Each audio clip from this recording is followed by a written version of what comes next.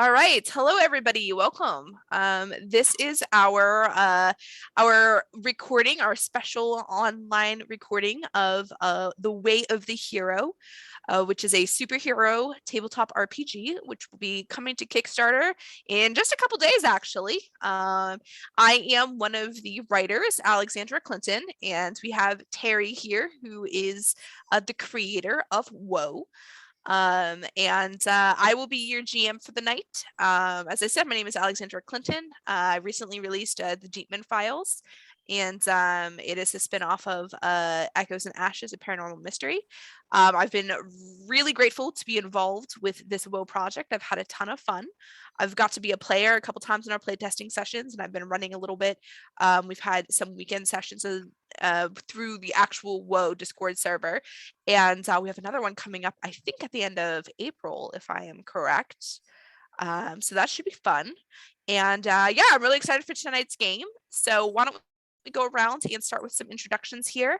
And you can introduce us yourself if you have a little thing or two you'd like to say about yourself, and then maybe a line or two about your character if you have one. Some of you are very new to your character roles.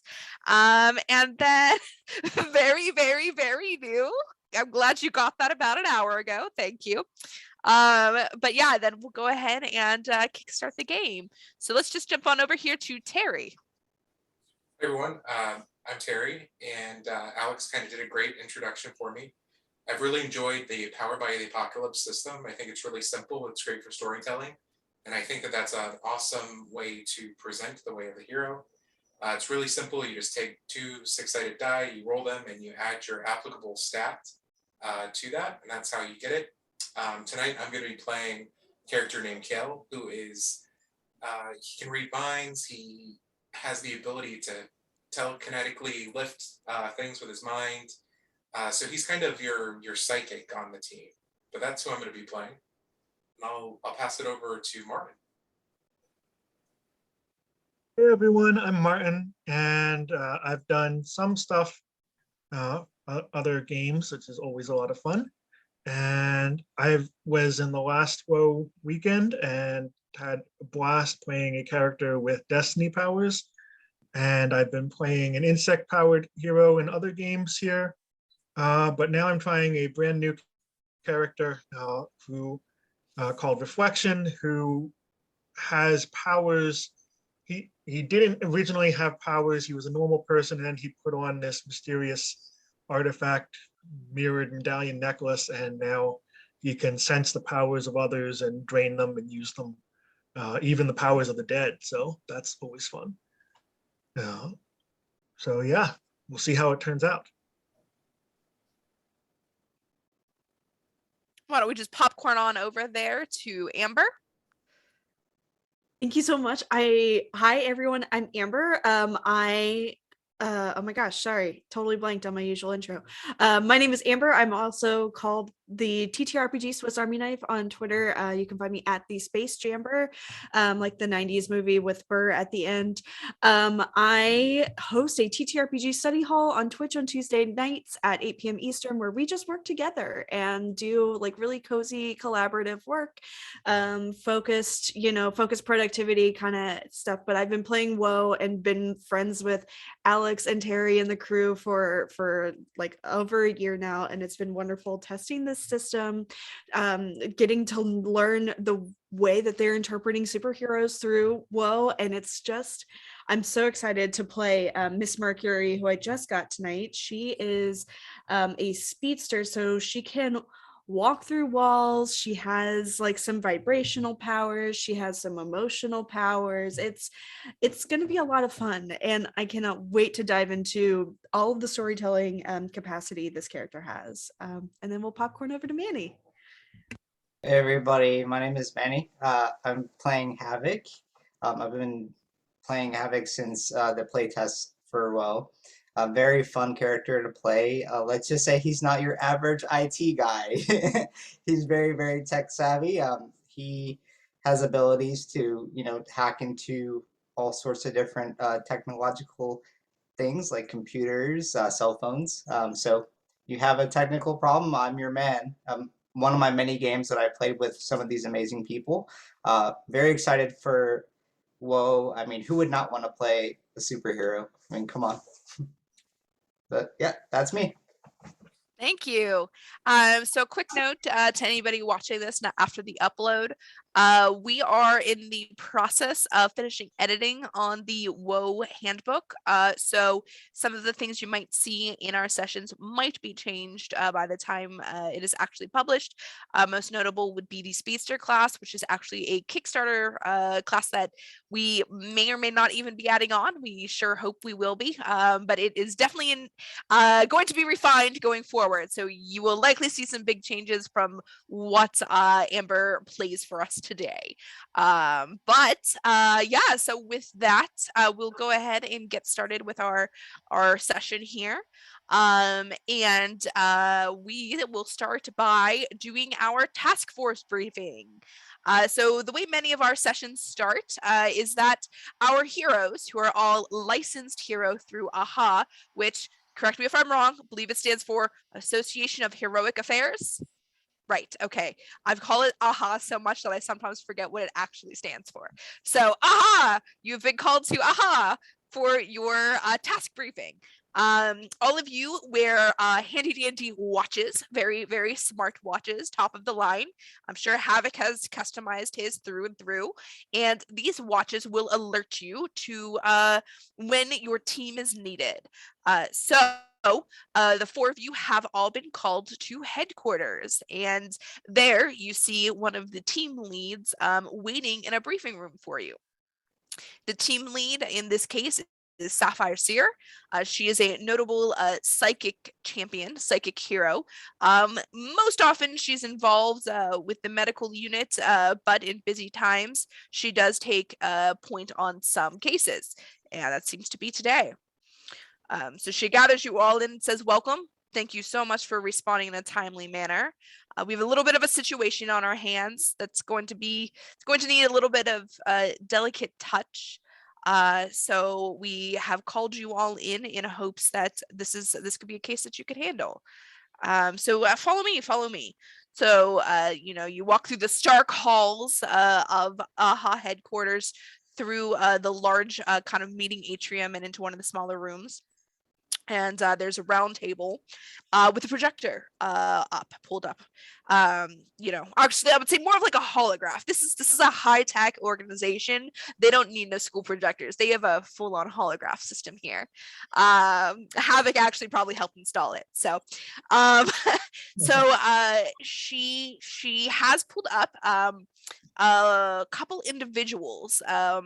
You can see some of them are sort of like grayed out in the background, and some of them are more lively and in color and towards the front. And she says, so what we have here are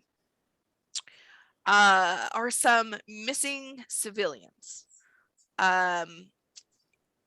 It has become a reoccurring problem. At first, we thought it was a simple case of people going missing after parties, or not checking in with families on trips.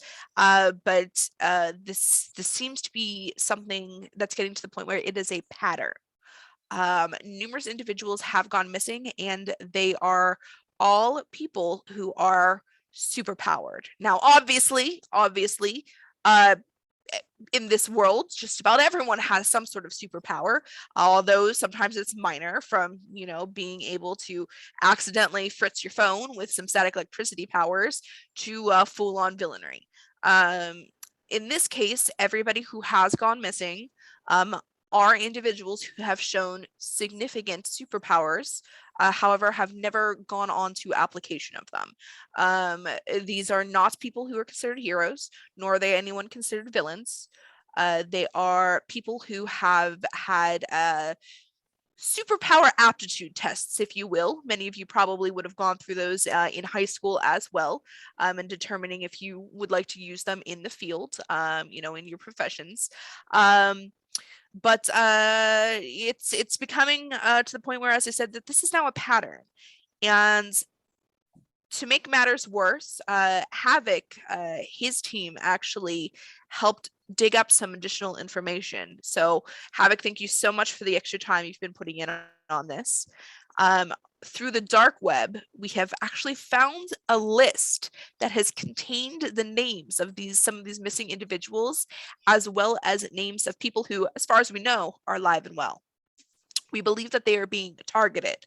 For what purposes, we don't know. We have moved everybody that we can into hiding. And in this list, she kind of pulls up a holographic list. You see the names sort of floating in the air, and there are 5 names on the list. She says, we've been able to move 2 of these 5 into hiding. Those are Leona Larson, Scott Simmons. They are safe away. 2 of these, we actually do not know their true identities right now. They are considered to be vigilantes. They are people who have code names that are doing goodness knows what. They have, been in the media, but they have no connection to the superheroes, nor do they have any real connection or ties to any organizational crime syndicates. Those would be Snow Ghost and North Starling.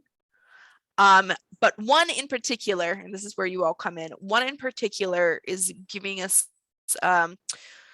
cause for concern. And that is this woman right here. And the name Vicky Valco blows up, and one of the individuals that she kind of had floating in midair zooms in on her. And it's a beautiful woman with dark hair. She looks like she's in her mid-20s, dressed very sharply. And as far as you know, looking at her, I mean, there's no signs that this is someone with superpowers, but not all of you look like you probably have superpowers on the outward. She says, so Vicky Valco, we did try to get to move into hiding. However, she has an upcoming wedding, and no matter what we have done, we have been unable to convince her or the groom to call off or postpone the wedding. We would like to send a team in to this wedding undercover because we think that this could be a prime opportunity to snatch her. You would think if she's in the eye that, maybe trouble would not befall her. But her family is actually, how to say this delicately, her family is actually the mafia. They are quite, I know. They are quite capable of taking care of her on a daily basis, or so they say. The problem is that putting her in a large event, such as a wedding, with a lot of people who they don't know if they belong there or not, makes her a target. We have tried to offer AHA support. However, the groom's mother has declined all support. She will not let us send any badged or uniformed association members. So we will need you to go in undercover.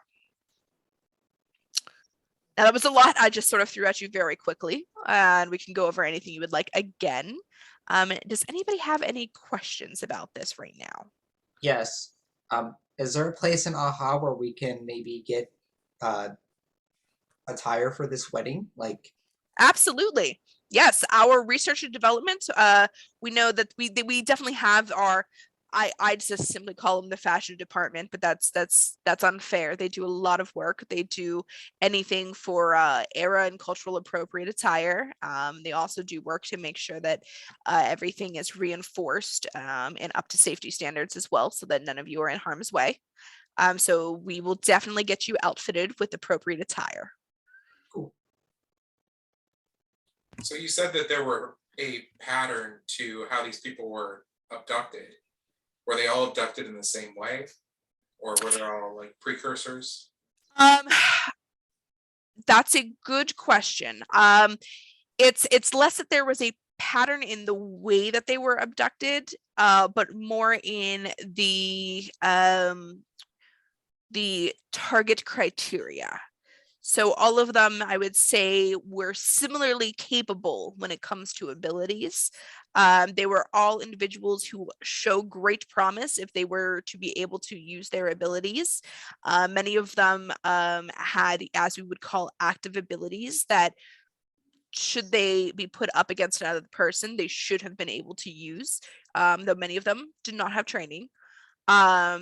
In the event that they have gone missing, it seems in most cases that it all happens after they had publicized that they were going to be in a location. Which is, I know, a little bit vague in the days of social media when people post their locations often, but they seemed to always be in a manner where people or someone, whoever these potential kidnappers are, knew where they were going to be. This was, in one case, it was someone posting that they were going to a concert. They never arrived home after the concert. In another situation, it was someone posting that they were going to a bachelor party, never arrived home after the bachelor party. It was all in a situation where they were out.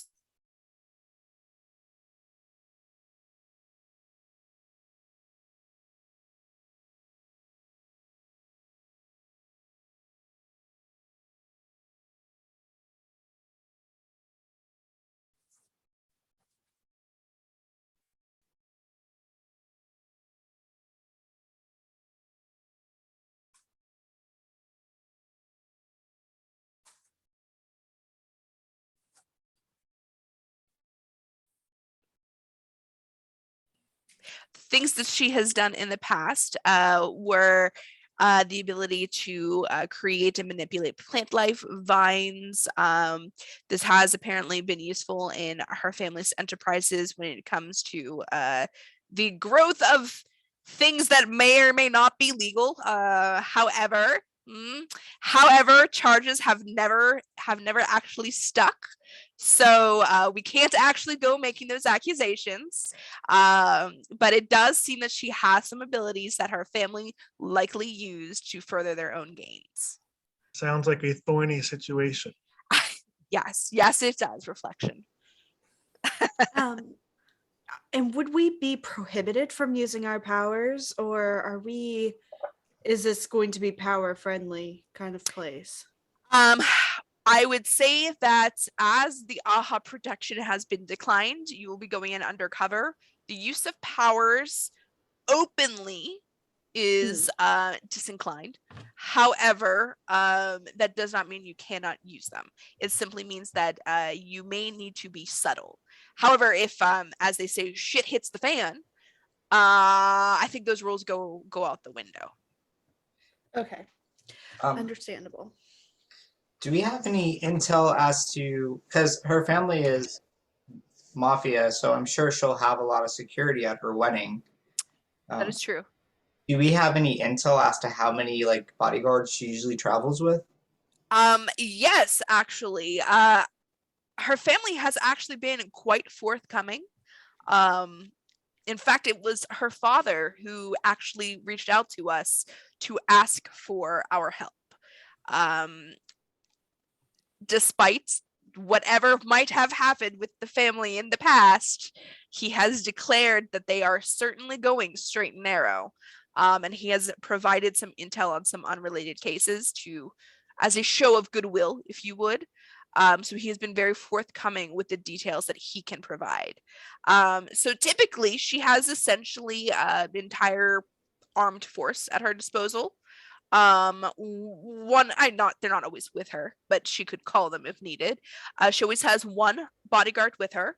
It is a woman who travels with her, usually inconspicuously dressed, so that she is not noticeably a guard. But typically in the vicinity, you would easily have 2 to 4 other plainclothes guards with her as well. Now for this ceremony and reception, the security has been increased. However, they are not using their normal repertoire of enforcers. This is because the groom to be happens to be the son of the lead councilwoman for the city, and his mother is not particularly thrilled with the um, questionable employment of some of these individuals. So she is the one hiring the security for this event. Aha. Yes, aha, that is where we are. Are there any other individuals with powers that should be expected at this wedding? Those are the only ones. The only ones that we know of would be her primary guard, Vicky's primary guard, and is a woman named Eve. And we don't know too much about her. It seemed that her abilities they wanted to keep under wraps. I guess I don't know if it's possible that she may be someone of criminal origins or not. They were not very forthcoming with her information, but simply warned us that she is a powered individual. But besides that, it is mostly some strength-based strength-based abilities, not heroes. No one who has ever applied for our hero courses, and a few technologically powered individuals as well. Besides that, no one of notable abilities should be there. So I understand Vicky's father is amicable to us being there and actually is the one that reached out. Can he add us to the invitation list? Unfortunately, he is not going to be able to add you, and that is because, again, due to his questionable ties, the groom's mother has taken over all of the planning. The guest list has been turned in and approved by her before distribution. So that was quite a bit before we found out about this possible risk. So you will need to infiltrate. However, you may need to get creative with how you infiltrate. Do we know if the guest list was sent over like on a computer file or a paper? Definitely computer. Okay. For sure. I say if I can try to access the guest list and try to add our names. Sure. Yeah. Let's give that a go. So I'm sure you have all of your equipment with you at a moment's notice. Indeed. And so in this case, you certainly have a network connection. Are you going to go with your ability hacking? Yes. All right. Then go ahead and roll for me. That would be 2d6 plus your applicable mods. 6 plus, maybe this 1 second, please. I think it's a +1 to minds. I think that is actually a +4. Okay. +4. Sometimes my shades get too dark. I cannot compute. That's okay. 4.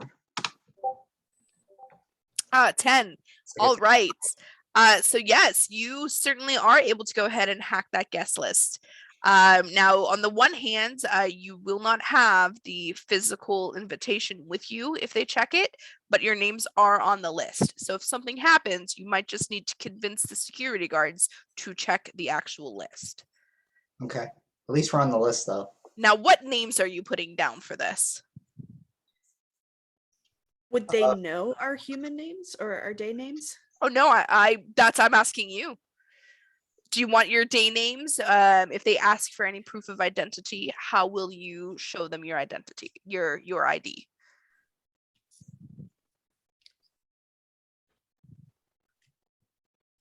Pseudonyms might be the better option.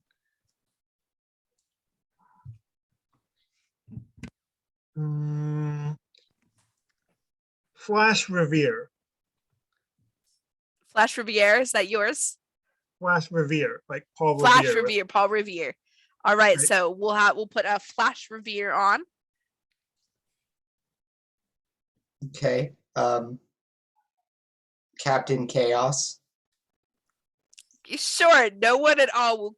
Yeah, all right, Captain Chaos it is.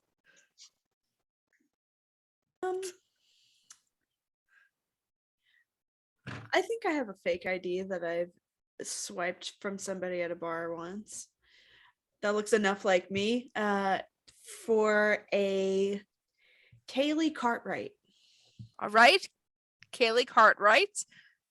And Kale, what name are you gonna put down? Let's go with one of the most ambiguous names ever, John Smith. Okay. John Smith and Captain Chaos. Was that it? Yes. Yes. John Smith and Captain Chaos. All righty. Okay, so you go ahead and you put your names on your list. You know that you have 2 days to prepare. This is going to be on Saturday night, and it is Thursday now. So you have 2 days to decide what your plan is, what you want to do, any extra information you would like to research, and then we will go ahead and move to the ceremony. So before we go to the ceremony, can we try to leave at least 30 minutes before everybody gets there? Just for traffic purposes. Sure. We'll make sure to set up a teleport for you. But it will make sure to get you there 30 minutes early. And it will put you down nearby so that you can walk or Uber over. And not just, flash appear outside of a church. Cool. But any other questions you have for me, the Sapphire Seer? Has anyone been found? Oh, that's a great question. No one has been found. No one has been found dead or alive. So right now we have no reason to believe that anyone has necessarily been killed during these abductions. We'd like to think that these individuals are alive somewhere. Mm-hmm. But we cannot be certain. However, at this time, no bodies have turned up. Do they have related powers, the other people who were abducted? No related powers, but they all are active abilities. So there have been a few elemental users. Those seem to be big ones. Someone with water, another with fire, and one with some minor electricity abilities, although they also seem to border on the tech abilities as well. You have a few of the strength-based. Some individuals who are simply very highly trained. Seems like they likely would have attempted to do the hero course, had an injury, not essentially ruled them out from ever actually taking our courses. Things that you did not have, it does not look like there was anybody with, say, a social ability, nobody with a light, nobody with the dark ability. But then again, as we all know, the light and darkness abilities are fairly uncommon. So it's just perhaps they haven't been found. No ritual, no destiny, as far as we can tell. As I said, it seems to be more active abilities. Okay. If that makes sense. Yeah. We should probably pick up some type of identification for our pseudonyms before we head that way too. I'm sorry, can you repeat that? We should probably pick up some type of identification for our pseudonyms. That's a great idea. We can get that taken care of since you've thought about that.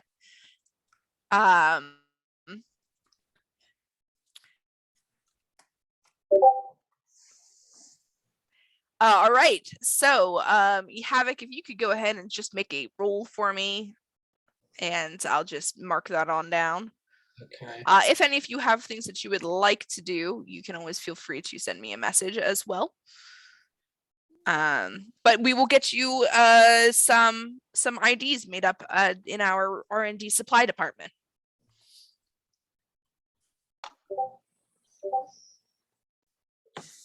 $14. Got it. Are there any other questions that you have?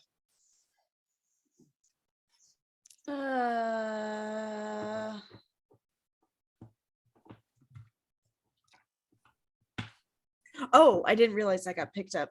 I was just thinking out loud. that was an absolutely normal sound to make. I want to pick at the Sapphire Seer's mind, which I know is probably dangerous. Yes. And Why? It's as if Kale does not learn his lessons, but that's fine. That's fine. I want to see if she's like purposely not telling us anything. Okay. Oh, I should mention, everybody, you have one heroic moment to use. This would be a very bad time to use it. I'm just going to say that now. One heroic moment, and what a heroic moment is, it is an automatic success. So you can either use it after a roll that you are unsatisfied with the outcome, you can use it, or you can preemptively use it if you would like to do something particularly big and awesome. The way, if you use it to do a reroll, it'll simply be an auto success. If you do it preemptively, it's for like a very big moment. Just gonna put that out there. So you rolled a 12 to see if the Sapphire Seer is not telling you anything. And as far as you can tell, she is telling you everything that she knows. It seems that this is a very strange case.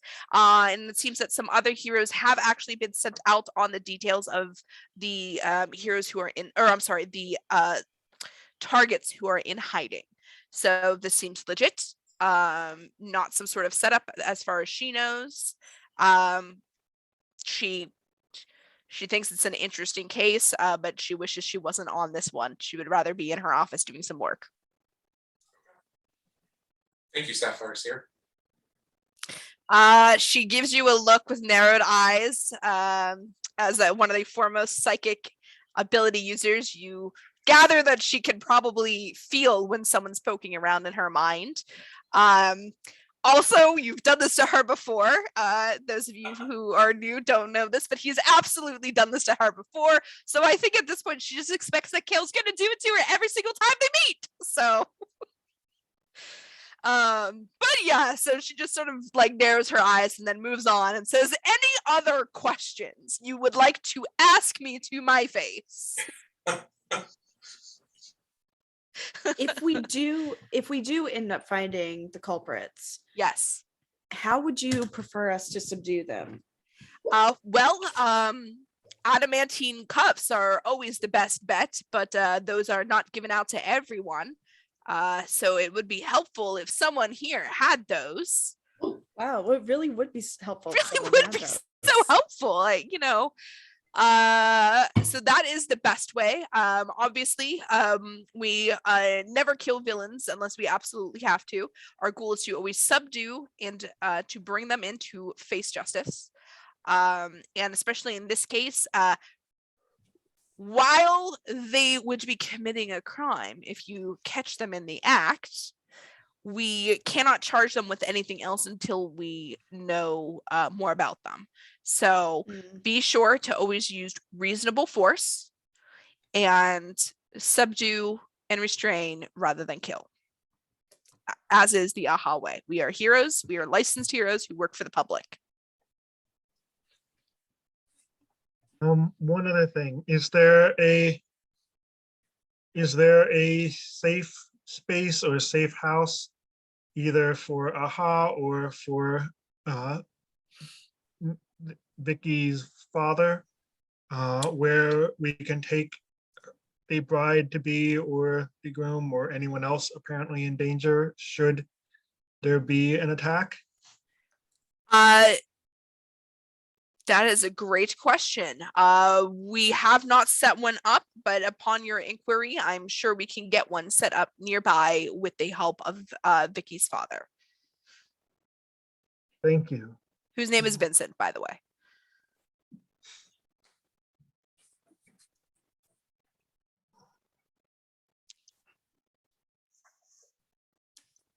All right, let's go. All right. So, in the days in the in-between, you are outfitted with appropriate wedding attire, per Havoc's request. And you are outfitted with your fake IDs, except for Miss Mercury, who has a fake ID already. And yes, you are all set. The day of the wedding comes, you show up back at AHA dressed sharply for the wedding. Just like to know what kind of style would all of you be rocking when you think of wedding attire for your character? Brief description of what you're wearing here. Definitely a tux. You would go all out. All right. I mean, you know what? This is with the daughter of a mafia boss and a councilwoman's son. I think a tuxedo might be appropriate. I want something that's Um, easy to move in, you know. You going whatever. skirt or pantsuit? I'm definitely going jumpsuit, but like a Jumpsuit. nice, you know, it's got like a belted ribbon or whatever around the Sure. middle to create shape. But yeah, it's definitely like a nice smart jumpsuit with like a spiked heel almost. Yes. Very Nice. classy. What about you, Reflection? I was leaning to my character is I wrote the character up as being of Indian descent. So I was thinking like there's really beautiful like Indian wedding attire things with all the bright colors and All right. things like trim and stuff like that. Yes. Different from the tux, but just as appropriate, I think. And then Kale? He would have a tux, but it would be very like name brand. You wearing Armani? Yeah, like where and anybody coming up to him would be like, "Oh, this guy's got some money." That's all right. Okay. So that is fair. Okay. So you're all, dressed to the nines for this wedding, as requested by Havoc. All of you are there so that you can leave 30 minutes beforehand. The church itself is a St. Gregory's Church in Crafton City, and it is right in the middle of the city. And the reception is actually across the street at a restaurant known as Emporio Skyline. And it is the top floor and rooftop of a 10-story building. So when you are teleported into the safe house that Sapphire spoke with Vincent Valco to set up. It is in a very rundown apartment just a couple blocks away from the church. And the way this looks is, it looks like you are a little bit out. You are in the direction heading away from the heart of the city. And it seems the further you get away, the more rundown these apartment buildings are looking. And then as you get closer to the city, which is where the church is, and then beyond that, even closer, is the restaurant. That is the direction you need to be heading.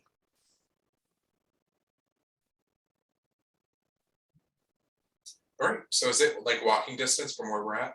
Yeah. It's just a couple blocks away. You have to walk by a very large arena.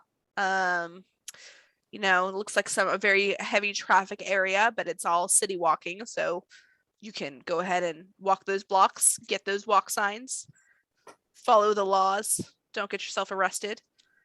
Okay.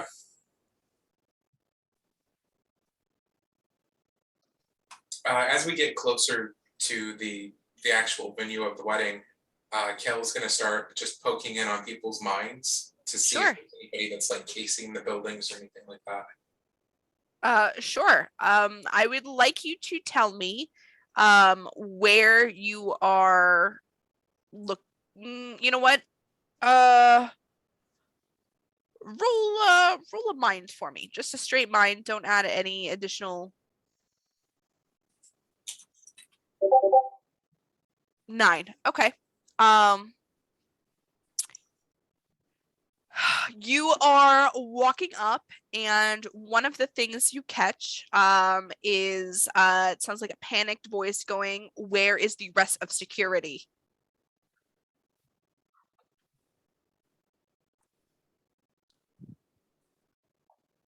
Is it coming from like inside the venue?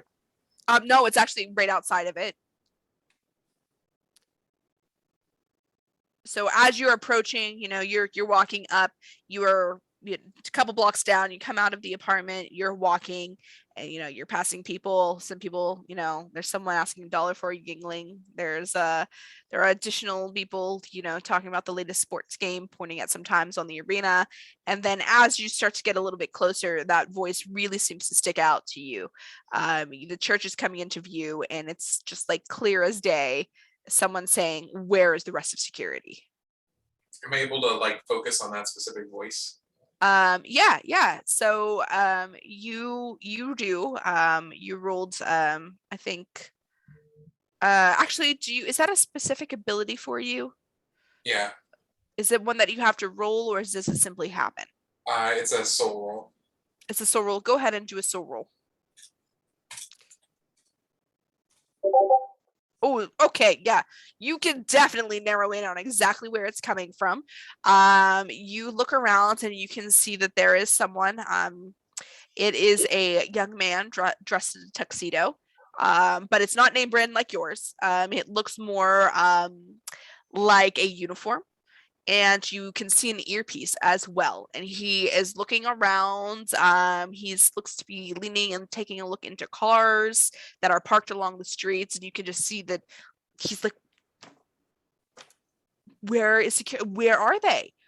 Everybody was supposed to be on shift an hour ago. Where are these people?" And he is. You can just tell that this guy, it's a young guy, he is getting upset. Like, this is already seems like it's going to heck. The security team is not where they're supposed to be. Some of them are there, but you get the sense that they are severely understaffed. Okay. So talking to my group privately, I explained that security seems to be very understaffed today, and I'll subtly motion towards the guy and just let everyone know that he's on the security team and he's freaking out because there's not enough security. Havoc says, not enough security. That's bad. Yeah, it is. That's a very astute observation you have, Havoc. Considering the implications of there being a lack of security. Anyhow, it's if you walk up, you can see that there's only one person standing at the door now. There is no one else around. No one else seems to be able to be spared. One person standing at the door trying to check invitations as they're walking in. Does he have an earpiece as well? He does. Okay. So that's just, you can see there's a line of people all standing there, like tapping their foot, trying to show invitations. And this guy's trying to look at invitations, look at a list and cross them off. And people are getting angry. These are a lot of people dressed in very nice outfits. It looks like it might start to rain. They're hoping it doesn't because the reception is supposed to be on a rooftop, and they just want to get into the church. I have a move called Power Level, where I can instantly know I can feel the aura from someone and understand instantly how capable they are. Sure. It doesn't require a roll from the player. I just receive a reading on a power scale, rating from 1 to 10, with 1 being the power of a human infant and 10 being a god. Sure. So I think I will. If I can't use that constantly here, I want to at least do it periodically, every so often, starting with the person checking the security person at the door. Sure. I will say that because Kale gave you some warning that you were walking up onto security and everything, I would say that you took a moment to sort of gather, and I will let you look at this immediate area and you can see a couple of the people here. I will say that you look at the guy at the door, and I would say he's like a, let me look at these power levels again. Infant to god. Okay. I would say he's like a solid 5, which for an adult, I think an adult human male, that's pretty solid. This guy's capable. He's getting flustered, but he's capable. The guy who's looking through the cars and looking upset, he's more like a 6. He is definitely closer up there. In fact, he might even have some superpowers of his own. Although, knowing the councilwoman, it seems that she was very selective in who she allowed onto the security detail. I say to the others, passing on that information, the head security man seems to be especially capable, although the door person isn't a slouch either. Definitely good to know, just in case things tend to get, just in case things get dicey and we need some extra assistance, Absolutely. Actually, Alex, I would love to try read the emotion, but do like the Yes. first half of it where it's I can sense the emotions people are wearing, but not. Yeah. Yeah. Yeah, totally fine. Yeah. Okay. So with that,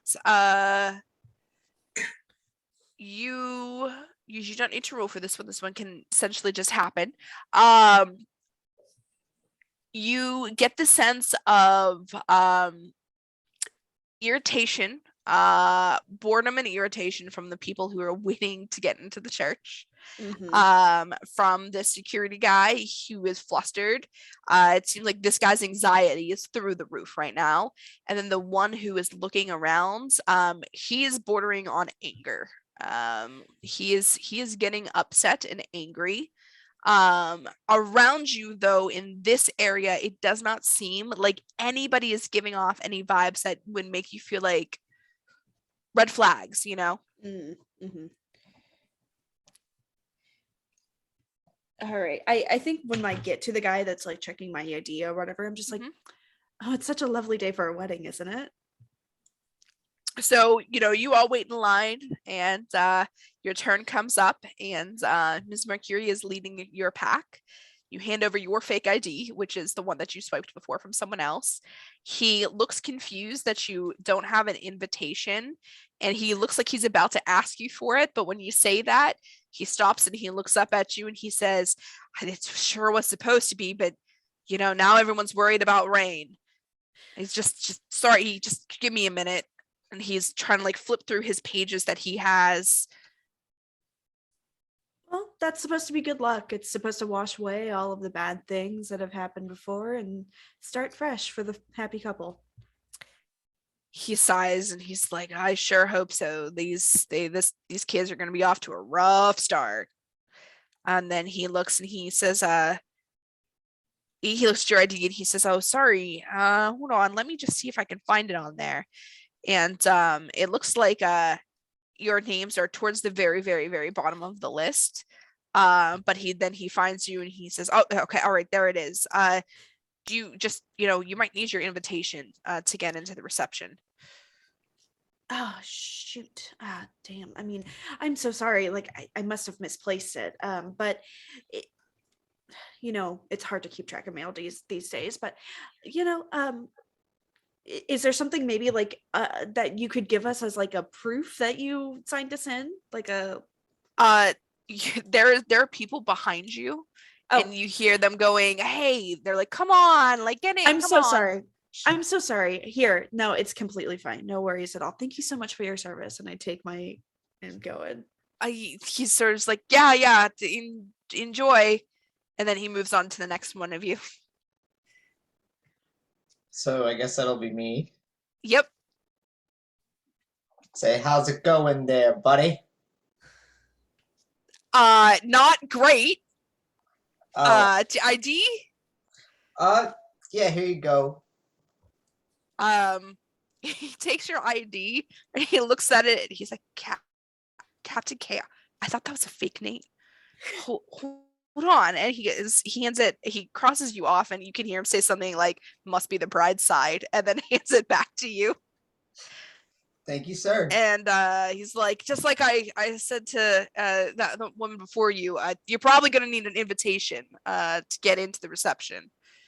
So make sure you go grab that if you left in your car or something. Okay, sounds like a plan. I appreciate you. I know you're having a rough day here, but hopefully there's no rain. Yeah. Hope it gets better for you. Yep. All right. Who's up next? Go. Yes, I show my ID as well. Same thing. He looks at yours. He's like, Flash. Okay. All right. Yeah.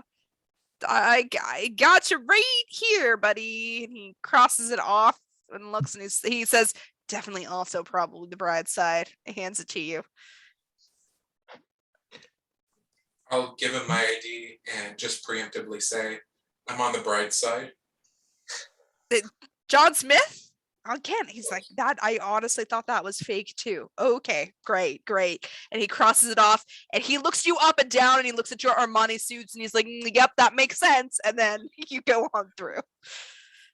Gosh, it's so easy to get through checkpoints nowadays. I mean, also this guy is by himself because there's no extra security. True.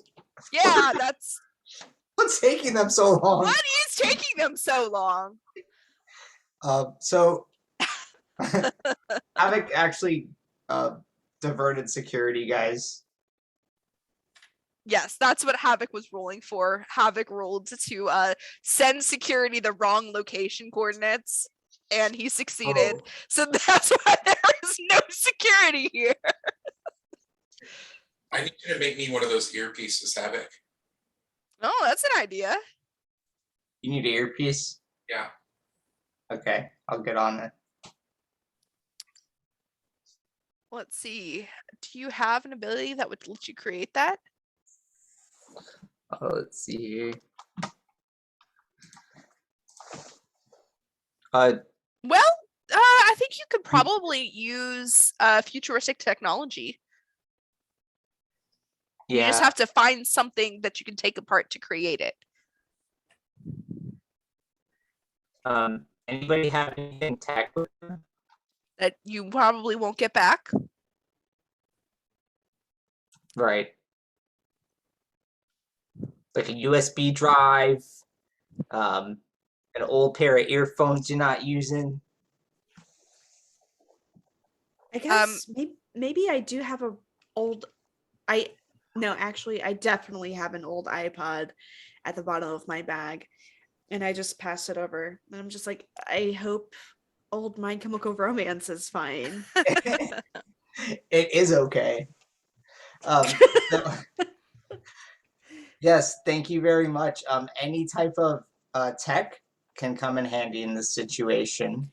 So go ahead and roll a mind to see if you're able to create it. Okay. I think it's still +4. I think it's a +3 without your hacking ability. Like I think the hacking you get a +1 while you're using it. Gotcha. Thank you. Mhm. 12? Well, that's still a 12. So you were able to create one of those earpieces. And in fact, I'll say with that 12, you created 2. Okay, I have an extra one, an extra earpiece for somebody besides Kale, if anybody wants it. I could certainly take it. I'm gonna give it to you, Miss Mercury, because you lent your tech to help make these anyway. So Of course. Thank you. thank And you. I take it, put it in. And if we get separated, Miss Mercury is most likely to be able to get to any of us.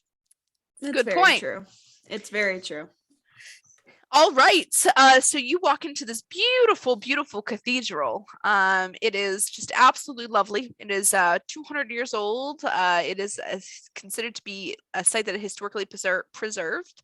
So it is just absolutely lovely. There is a long wait list to get into this church in particular. It is filling up, but it is not filling up as much as you would think. That's likely because of the enhanced security, that some people are simply just not coming out for this. The ceilings are, 2 stories high, gorgeous stonework, just absolutely lovely.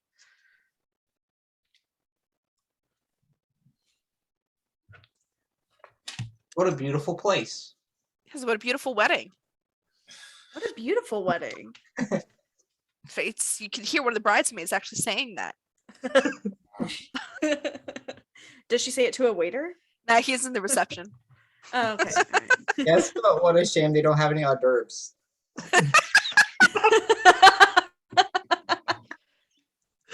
Incredible. That was good. That was good. Anyhow, yeah, it's lovely. That was a Panic at the Disco reference, Terry, just in case you. No, I know. I was trying to process of where the bride would be. That's a good question. Would you like to roll a mind to see if you could deduce that, Or does anybody feel like they know it? No, go ahead. Roll. Or are we cutting? I think we're cutting. Terry.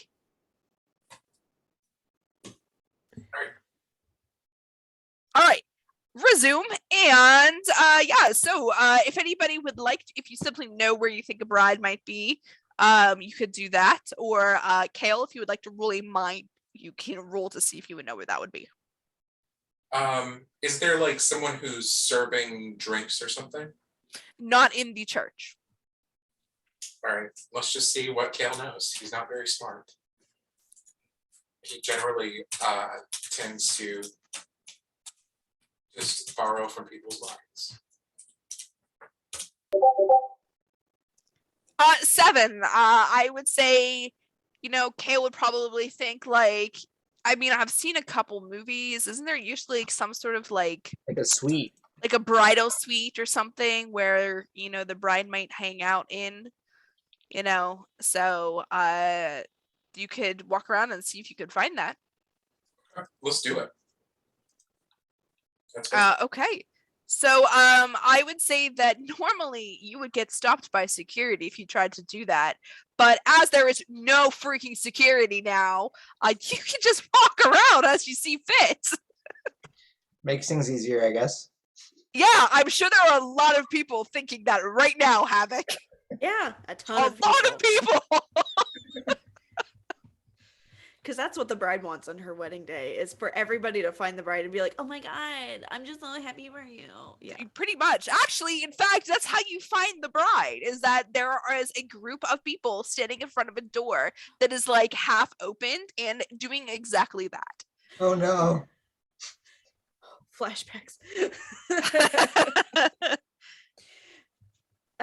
Actually, yeah, I would love to read the emotion again if possible, just to see what the emotions are of the people surrounding the bride, if anyone's sus. Sure. So it is a group of women, and you get like, some of them are like, oh my gosh, this is so nice. How nice. I love this. And some of them are like, that bitch, how come she's first? It was supposed to be me. It was supposed to be me, If only Brad didn't leave me, like, crap like that. You have half the women are like, this is so nice, and the other are just, so spiteful. And then you can actually feel the bride in the room, and she's just like anxiety riddled and probably scared. She is aware of the fact that her name is appearing on some sort of list on the dark web. So, of course. Go ahead. So Kale's intention is to make these women leave and then stand outside of the door and pose as security now that he has an earpiece. Okay. So he's going to impose his will and just send out like a telepathic command to these women who are not the bride. Mm-hmm. Get out of here. Okay. And are you using an ability for this? Yes. Which ability? It's called Mind Now. Mind Now. Okay. Let's go ahead and use that.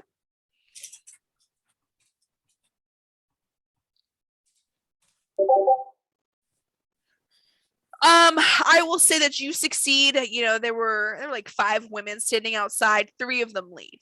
3 of them, they think, oh man, I better leave this bride alone. She's got stuff to do, and they leave. But 2 of them are not leaving. I'm just going to tell them, security, I need you to leave and take your seats. The procession will be beginning sometime soon. Roll a presence with +1, since you do have the earpiece.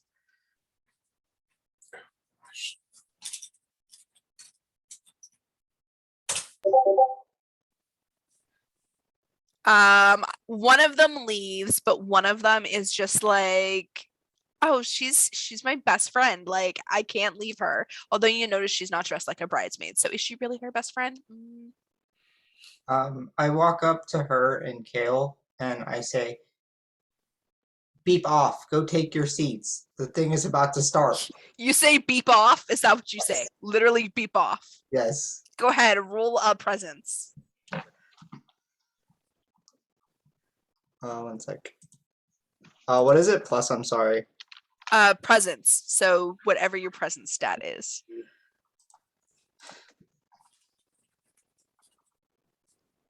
Oh, got it. It's just 2d6. 5. She turns and she puts her hand on her hip and she's like, I'm sorry. What did you just say to me? No, but really though, what did you just say to me? I say it again. Beep off. I step forward and say, "Oh, I'm sorry, miss. Are you well? You look a little tired." And touch her, and then use, is it Kiss of the Dark? Okay. Kiss by the Dark, to kind of siphon a little of her vitality out. Maybe you should go to take a seat.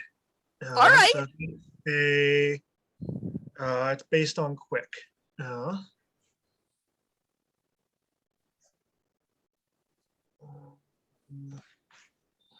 Which is a +2 for me.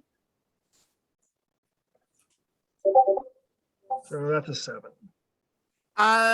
Does it say exactly what happens with that when you use it? Do you happen to have that written down? Yes.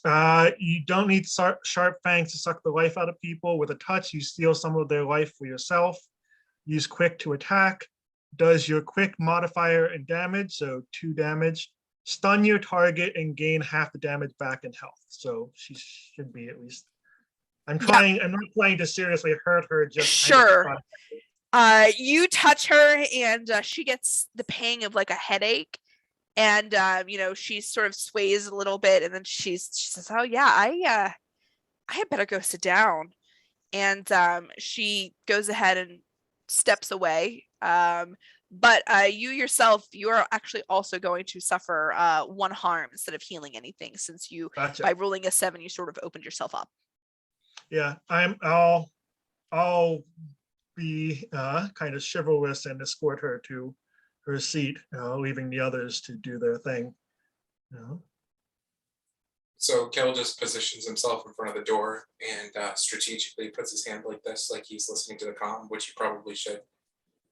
And Okay. just gonna look for any type of minds that are going into this room at this moment. Sure.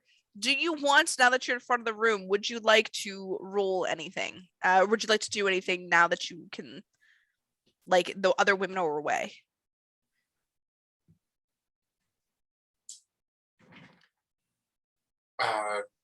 Because you said you're checking in the minds approaching the room now. I guess I should scan the room first to see if there's anything in there that's living. That's what I wanted to know.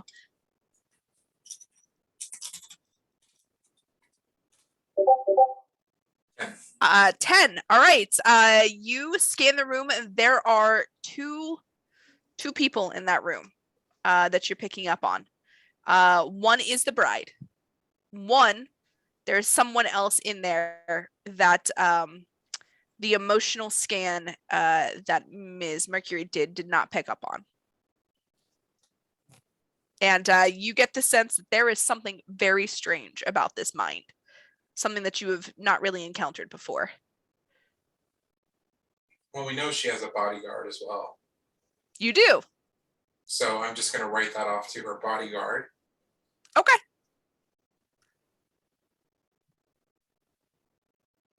All right. All right. So you want to just go ahead and stand watch? Yeah, and he's going to just one ear listening in there, his mind scanning the area to see if anybody's infiltrating. Okay. And then what about the other 3 of you? I think I'm going to go take my seat among the masses, but I'm going to like take the seat near the back so that if I like in the back corner-ish near kind of like in the best position to like phase through a wall if necessary. Mm-hmm. If I need to get into the bridal suite. I almost call it the bridal chamber. Yeah. Bridal chamber. Sure. Bridal chamber. Are you and earpiece? I'm sorry? Are you wearing your earpiece? Oh yeah. I'm wearing my earpiece. So that if anything happens that's like hinky, let me know and then I can just Just for clarification, is the earpiece on its own channel for the two of you, or is it plugged into the channel of the other security people? That's a great question. What did Havoc want? I mean, you should be able to, it should be on the main security channel, just so you could be able to hear what's going on in the procession. But if you want to be able to just tap to talk to each other, you can do that to interrupt the transmission. Okay. Okay. So like if we hold it up, hold Yeah, it and up. only you two should be able to hear that. Okay. Cool. That'd be great. Okay.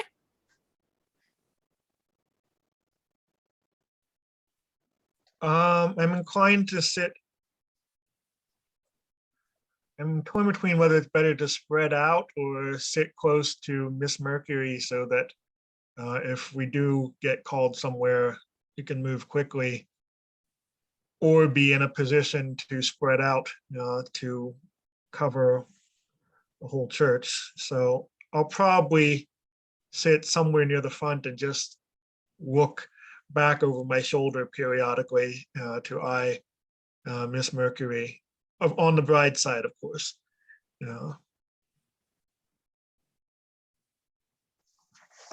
I'm not gonna sit down. I'm sure there's other people that are gonna be standing during the procession. Like, are there enough seats for everyone, or There are enough seats for everyone. Um, I want to know exactly who you think's going to be standing, and I want to know if you're one of those people.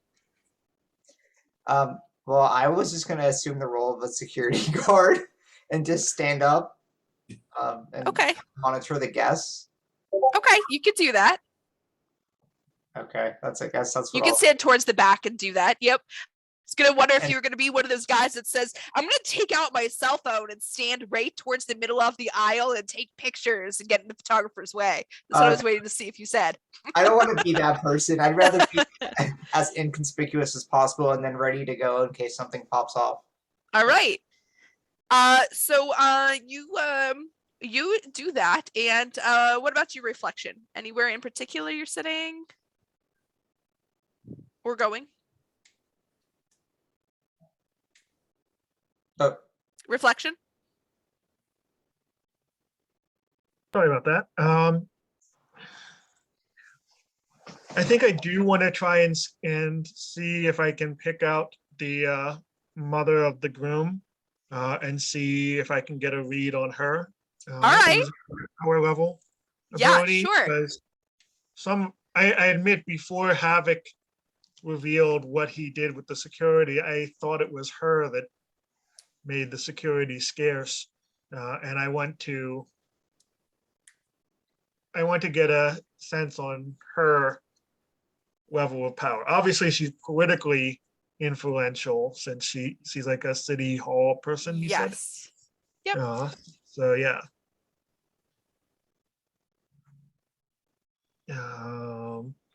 Do you want me to roll anything specifically for that? Because the power doesn't require it. Yeah. Roll a soul. Okay. And you get the mother. I just want to see if there's anything else that you can maybe pick up on if you roll a soul. Okay. So as a normally powerless person, I at a -1 with soul, so that's going to be fun. That's okay. You'll get the mother no matter what, because that is your ability going off.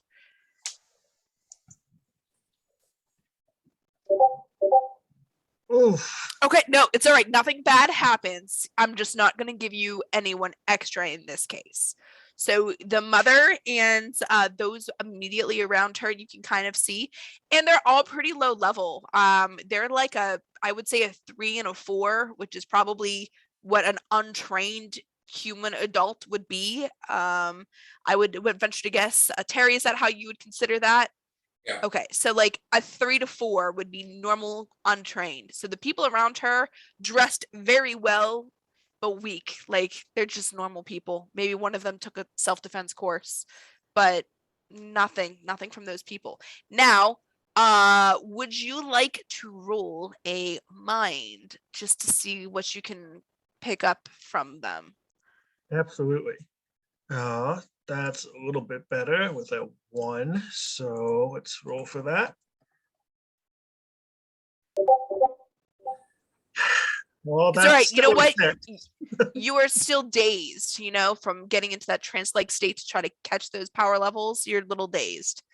But Ms. Mercury, you are also seated and nearby if you would like to roll. Yes. So that would be a soul roll. Do a mind. This is just strictly kind of like a knowledge. Okay, great. Even worse. You're sitting there like, how does this thing work? You're playing with your earpiece. Like, how did Havoc say this worked? And I then look so good right now. Oh my god. exactly. You're like, I just want to take some selfies. Like, but then Havoc, you are also the last one in the room. So would you like to roll a mind? This would be a +3 for you. Unless you have anything else that lets you, like a skill that you're trying to use. No, I'll just do +9. 6. Don't know. You nothing. You know nothing. Your names are all Jon Snow. You know nothing. So, all right, cool. That's the mother over there. Looks good. Looks great. You see up front the best man is standing with the groom. There looks like things are getting ready, and in fact, you can hear music start, signaling to everybody to scramble to their seats. A few moments later, the back doors to the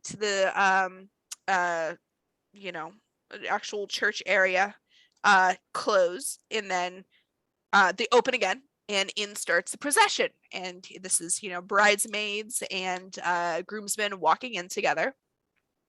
They walk down, they line up. And then finally, it is the bride. And Kale, I imagine you stand outside because you are dressed very nicely and you have this earpiece in. You're standing somewhere. It makes sense that security would be standing. Nobody had questioned you. So it is actually the wedding coordinator who comes on by and grabs the bride, and it's time for her to go out. So she leads them. You step to the side, and I imagine like after she goes, you're kind of trailing behind so that you can slip in inconspicuously after her entrance.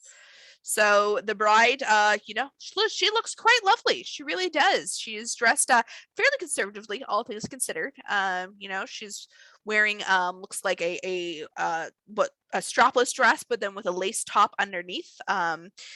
Those of you fashion savvy enough probably know that she's going to take that off for the reception, but wearing it in the church.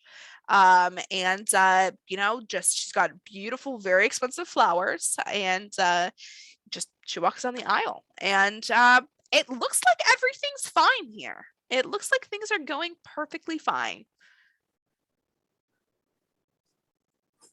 Let's do a. Oh, hold on. Did you say something, Ms. Mercury? I was thinking about it. Okay. Yeah, I'm contemplating, like, as people's eyes are on the bride, just kind of like slipping away and actually like slipping through the wall a little bit to get into the bridal suite. Sure. While everyone's looking at her, I can start looking through if like there's anything sus there. Sure. Yeah. So, I can look at that. I can walk through walls without, Yeah. rolling, since I rolled a 5. So Yes. yeah, you can do that. Yeah. I'm going to have you working on doing that. So you'll have to go through 2 walls. One Okay. is to get through the wall into the hall inconspicuously, and then hallway into the bridal suite. But that's okay. There's no one around. It'll do that. It'll just take you 2 turns. So Okay. while you do the first one, Kale, is there something you wanted to do? Yeah, he's gonna scan the audience to see if there are any like violent or ill intentions towards the bride. Sure. Do you need to roll for that? Yes. Okay. Well, Alrighty. So you are doing that, and you can feel that the mother of the groom is not happy. She is not happy at all. Like, really very not happy about this. And the people around her kind of feel the same way. And it seems like the council people sitting there are very unhappy about this, girl from a crime family marrying the son of a councilman. And it seems like you get the vibe from the mother that though she's not planning on getting up and doing anything to the bride, you get the sense that she's not all that remorseful if something happens. Oof. The groom, however, madly in love. He's very happy. He's looking forward to this. And so many other people are like, man, she looks beautiful. You know, what a nice wedding. What a beautiful wedding. So, Miss Mercury, you phase through the first wall and then in through the second wall. Once you get through the second wall, you realize the bodyguard is still there. Well, hey, sir. How are you doing? It's a ma'am. Hello, it is a ma'am. How woman. are you doing? She's looking at you and she hasn't moved. She's sitting in a chair and she's just sort of staring at you. Just like, just staring, but like, oh no, unmoving? like she sees you, but she doesn't say Oh, anything. She's okay, just I was like, excuse me, like, hey, how's it going? she does not answer. Wonderful. And who are you? It's actually, I'm gonna say, it's funny that you mentioned like her, you know, you actually do see that there is something off. Like she's staring at you, but it's almost as if there's yes, yeah, it's like they're slightly glazed over. Like she's looking and she knows that you're there, but it's like you can't quite put your finger on it. Something is wrong. I would love to use Feel You from the Inside. Okay. I love the name of this. Oh, trust me, my husband thought the same thing when he's like, that's what you named my move. And I said, yes, it is. I would love to use Feel You from the Inside to see if there's anything like electronic on her that's like setting it off. Okay, yes. Yes, interesting. Go ahead. Yeah. That one, yeah, I don't think you have to roll. Is that correct? No, it says roll quick to attack, but I'm not trying to attack like her specifically. It's just kind of like you just disrupt the vibrations around her, I guess. Sure, do that. Okay. Oh, great. Now my keyboard's fucked up too. Listen, we love this. Okay, this is live TTRPGs, y'all. It is for sure. Oh my god! What the hell? That's a 6. I'm gonna let it happen. Okay, thank you. The problem is that this happens and you realize too late that there is something technological with her, but it's like part of her. And you do this, you just see it go like blank.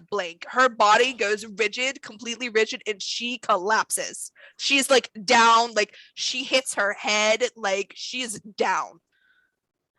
Like you have just taken out the bodyguard. Quick, put her in the closet.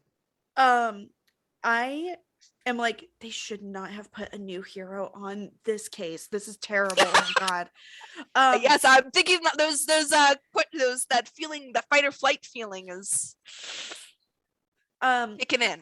I like get on the earpiece and I'm like, hey Havoc, when you have a second, can you come to the bridal suite? I think I might have a project for you. Havoc goes, Roger, that's 10-4.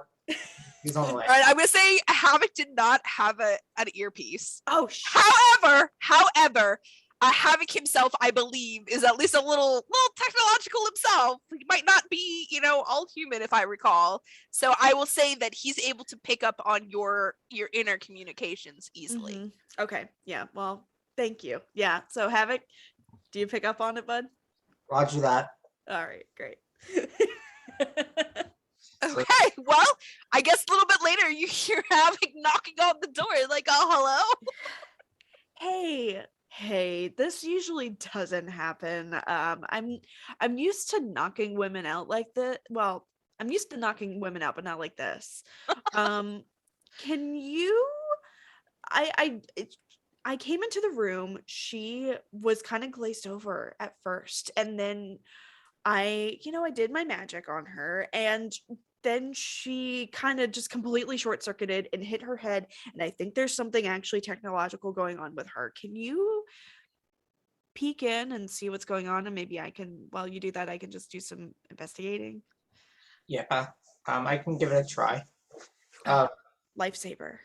so I guess Havoc tries to go ahead and like hack into her mind and her system to see what's going on. Sure. 2d6 plus it's +3. Or is it that extra? If you are hacking, it's actually +4, I think. I always get it confused. Okay. Yeah, no, that's okay. You're using specifically hack, which is a +1 to your mind. So, That's a 1. all right. So, I will say right now that this is a big time character. So you are not going to be able to undo everything or do everything because this is like a character and their stuff. However, you are able to see that interesting. Looks like she has a connection on the side of her head. And you're like, I have just the thing for this.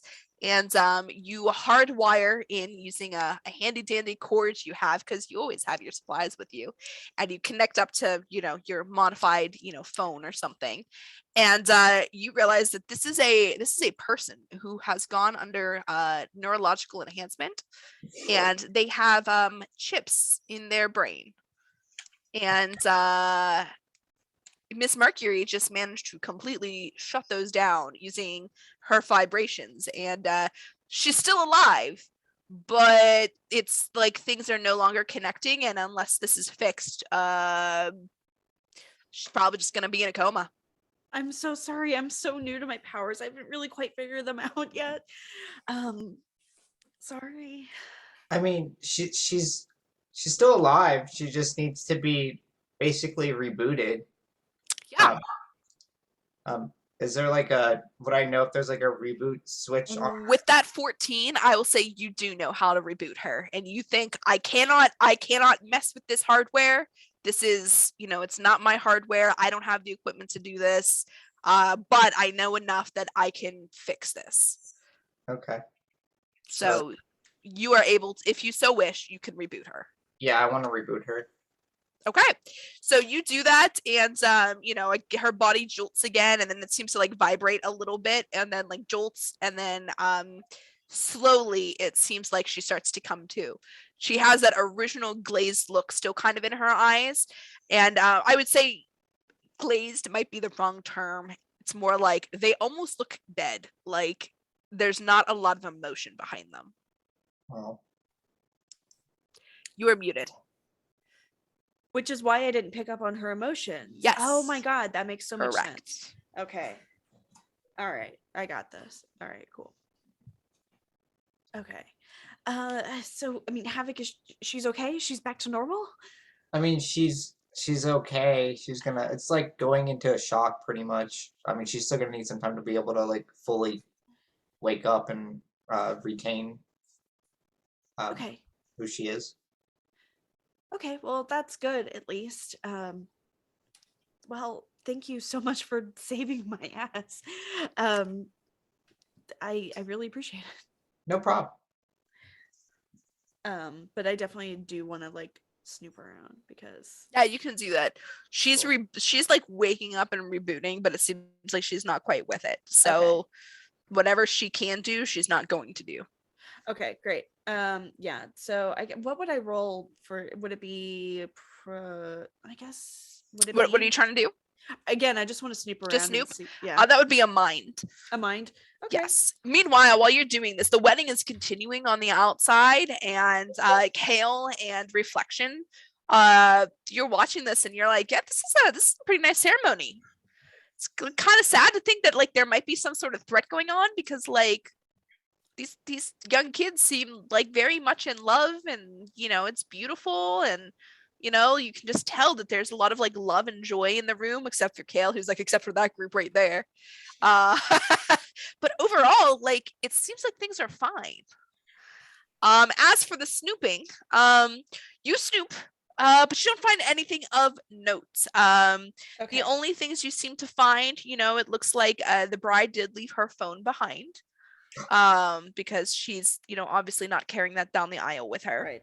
So she did leave her phone behind. And if Havoc wanted to get into it, I'm sure he could. It's, very simple. I was literally about to ask, do you want to get in? Yes, Havoc wants to get into it. Yes. By the way, Reflection and Kale, if at any point you feel like you want to come and see what's going on, you can slip out of the wedding. Havoc, I'm not even going to make you hack it because literally it's just a cell phone that I'm sure you could hack in your sleep. So you are able to open it. What would you like to look for? Anything in particular? I feel bad doing this. This is creepy. I mean, yeah, it is. Let's look. I want to look through text messages and just to see if she had any conversations that could be important. And also see if she's been receiving any negative feedback about doing this wedding. And so, what about you, Miss Mercury? What do you think we should look for? I'm just looking for her comments with people about this wedding. Yeah, I would also maybe look into emails she's received. I mean, of course, that's probably top of mind for you, but I'm also wondering about if you go on her Instagram stories or no, hear me out. I'm listening. If you go on her Instagram stories, you can usually see who's seen them and who's interacted with them and see if there's anybody that might be not affiliated with, her usual affiliates, if you know what I mean. Okay. So go ahead, Havoc, and go ahead and hack. Okay.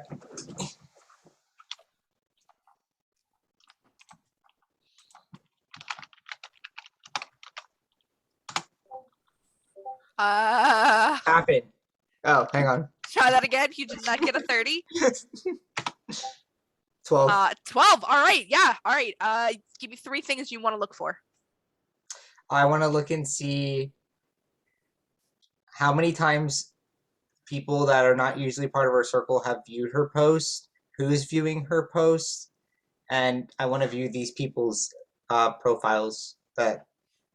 All right. I'll say on that, you aren't able to tell exactly. It looks like there is someone who's viewing. Or some ones who are viewing, but you get the sense they're using some sort of blocker to hide their identity. Like they're pinging their VPNs or something, some tech speak that I don't fully understand, but I kind of know what they're doing. Right. They're masking themselves. So someone is definitely watching her.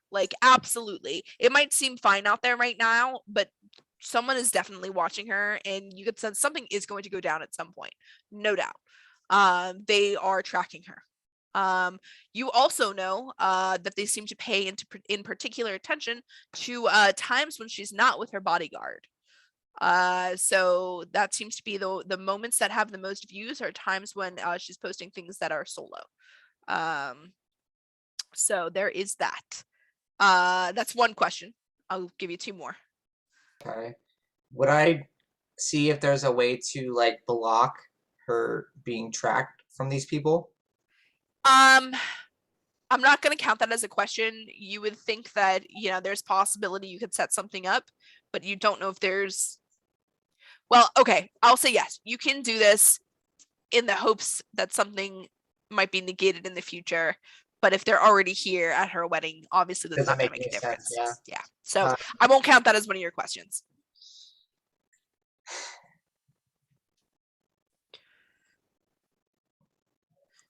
I need help, guys. Yeah, sure. Any questions? Any other questions? Go ahead, Kale. Can you trace them? Could trace them? Yeah. No, that's what he was trying to do, but they are masking themselves. They're masking themselves. And is there anybody?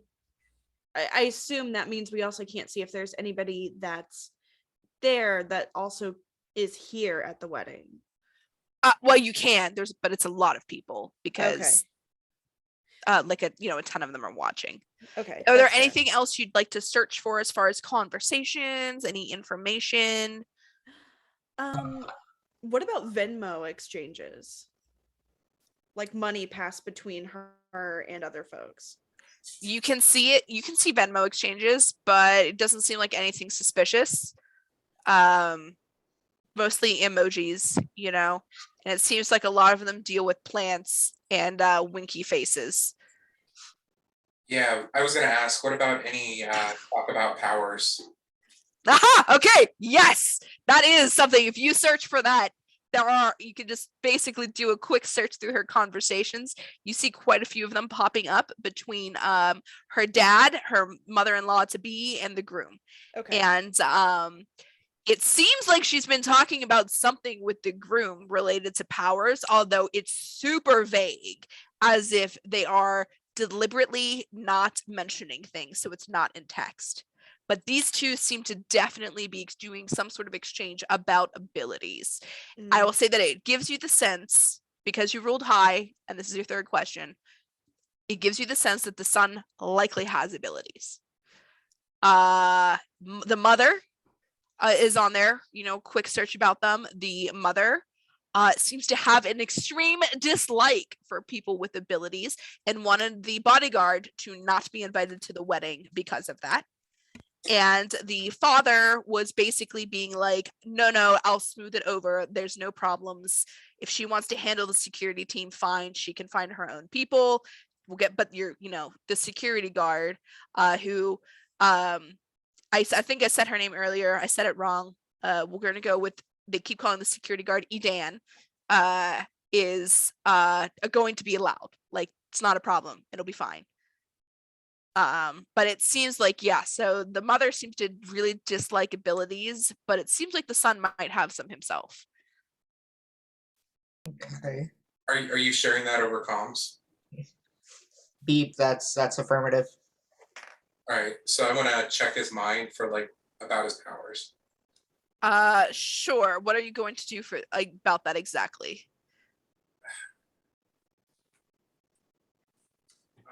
What do you mean? Like, how are you doing this? Like, are you using an ability? Like, what are you?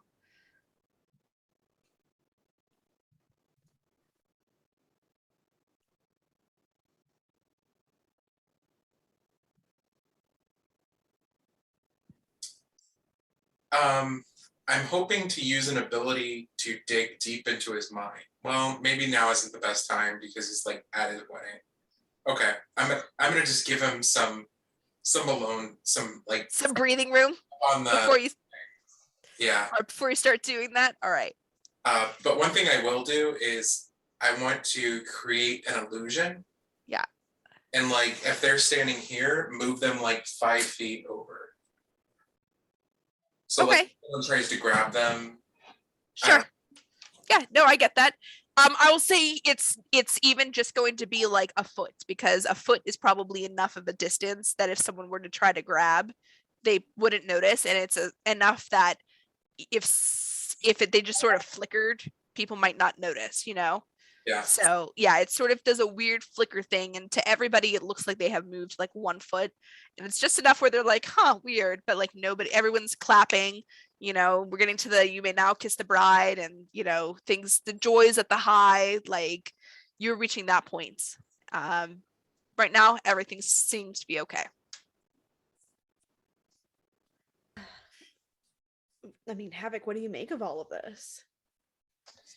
I mean, I just feel like they love each other, but I feel like she's still in danger, and we have to help her. Yeah, no, I definitely agree. She's got people watching her, and I can't figure out who these people are that are, checking on her Instagram, and so. Yeah. I think.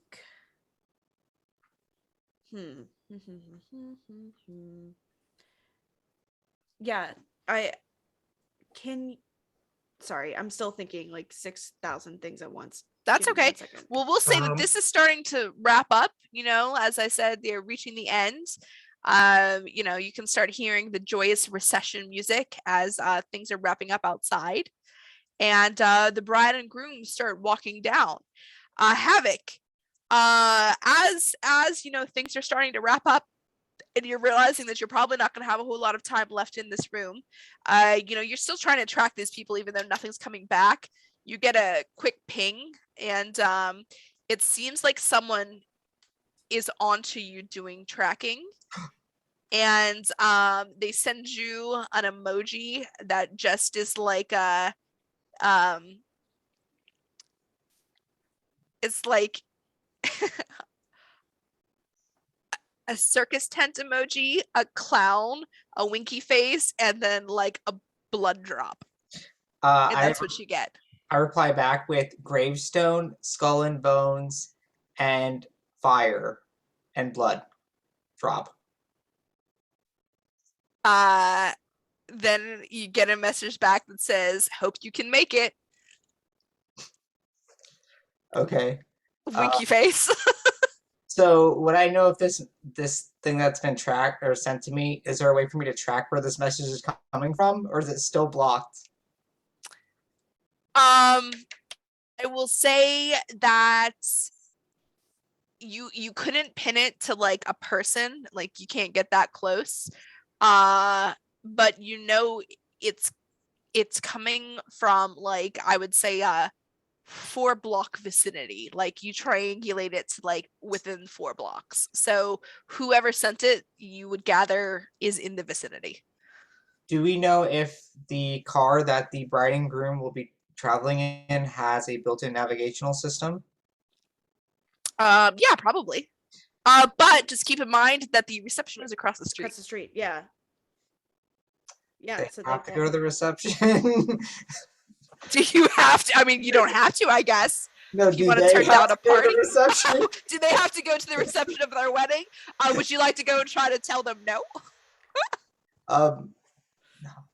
Gosh. Let's just go to the reception for now. I at least want to let them have that. Yeah. And Havoc, like whenever you hack into something like this, it doesn't leave a trace, right?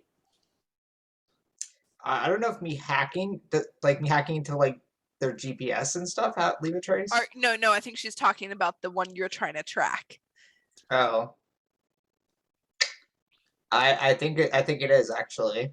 I don't know. Go ahead and roll. If you roll high enough, then Yeah. no. If I roll high enough, then no. Okay. Then no. Then they can't track you. 3. No, Cool. they can't. They totally can't track you. Nice. So no, they cannot track me. Good. Okay, well, I mean, it's time to go to the reception. So this bodyguard is like starting to sit up, and she's staring at you, and you know, you're smart enough to see that there is tension in her body. Like she is considering whether or not she should be attacking you. Is she staring at me? She's staring at Ms. Mercury, who knocked her out. I take Havoc's hand, and then I just use "now I'm here" to flit back to the fucking cathedral and pretend it never happened. Before we Okay. do that, we go beep off though to her. Okay. Okay. She doesn't say anything. Yeah. So there we go. And I'm gonna be pairing it with walk through walls too. Yeah. Because I can appear Yep. in a location. Yeah. Mhm. Yep, you are good. So yeah, all right, you make it, and you're just in time to start clapping and watching the processional as they all leave. Yeah. Who has rice? Anybody have rice? That is bad for the birds, apparently. It is very bad for the birds. Who has birds? People are blowing bubbles. Okay, bubbles it is. I'm gonna follow at like a safe distance, acting as security for the bride and the groom as they walk through. Sure. Reflection, what about you? You've been there the whole time. Is there anything you'd like to do?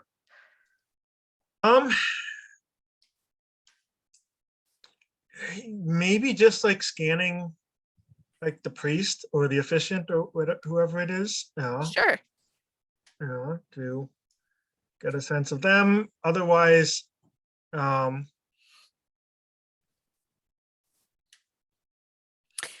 I would say maybe just trying, maybe like a quick assess the situation to see if anything glaringly shows up. sure. Would you like to do assess the situation, as in, do you feel anything wrong with like your guts and abilities, or would you like to assess the situation to see if you can, like, you know, knowledge, connect the dots kind of intelligently, because those are two different things. Yeah, more about like more intelligently. I don't not Sure. Go ahead and like roll mine for me. Sure. You do look at the clergyman, and you get the sense their power level is actually like a 5, but you probably get the sense that they might have some abilities. It's probably going to fall into something like ritual, or destiny, something like that. But you're so caught up, and you're like, this is so beautiful. Oh, and you're ready to start leaving with the crowd to head to the reception. So many bubbles. So many bubbles. All right. Kale, you leave and you blend right in with security. There are more of them now. It seems like some of them are starting to catch up now that the ceremony is done. And though some of them give you weird looks, looks like they probably are all like new themselves, so they don't notice when there's a face that they don't recognize joining their ranks, because you look like you fit in and you're wearing an earpiece and you move like them, so you blend right on in with security.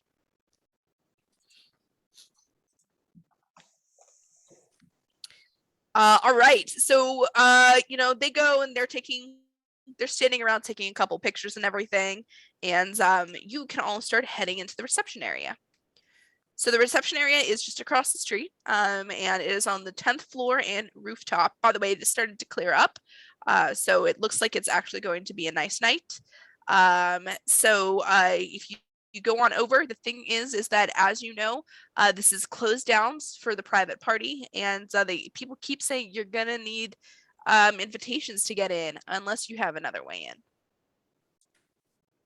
Well, it looks like we have 4 people, and with my ability, Three. Oh, well, I meant 4 people total. No. Well, you can. Kale is blending right in with security though, so Kale looks like he's gonna walk on in there without a problem. Okay, no problem. Well, I love this. Now I'm here.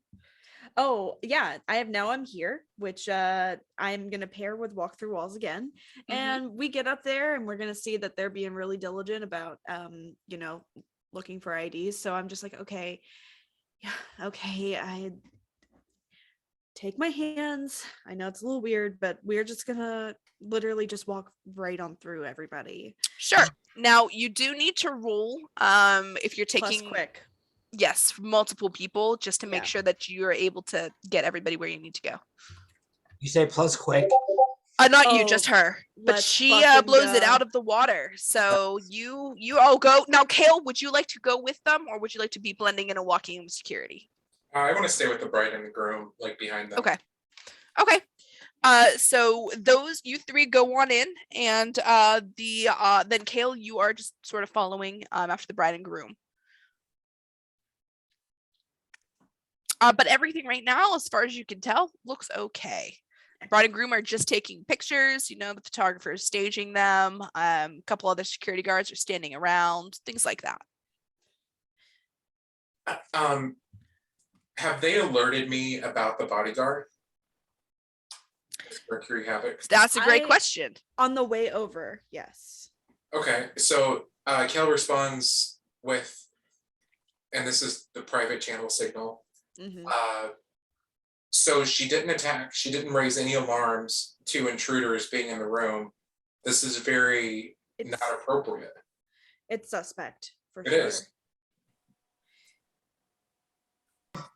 But the intel we found was that Thayer was arguing about whether or not she was even going to be allowed to come.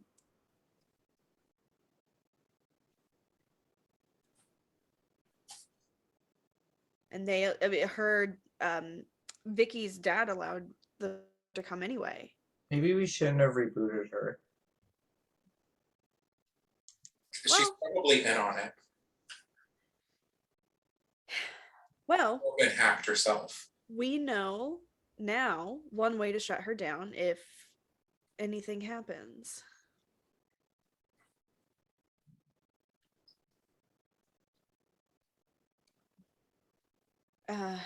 this is, I mean, I could try to find her again while we're here, and see if at the very least I can just pretend like I'm apologizing to her and then vibrate her brain off. Ooh, that was, oops. Maybe you should just pretend that you're there to abduct the bride and see what she says.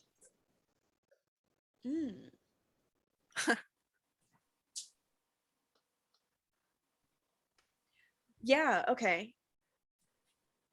Have it. I mean, Reflection, do you want to come with me and see if actually the two of you, do you want to come with me and we can just have that convo next to the bodyguard? Yeah. I suppose. I already told her to beep off, so I don't really think that I could do any worse. Trudy See hates you me. later, space cowboy. Is there any reason we can't just tell her that we were brought in by Vicky's father? If she's working with the bad guys that's trying to kidnap her, that's even worse. Maybe she's the one who sent me those stupid emojis. When she was unconscious, or she was Oh, rebooting. Yeah, she was rebooting, so she could have sent them, maybe.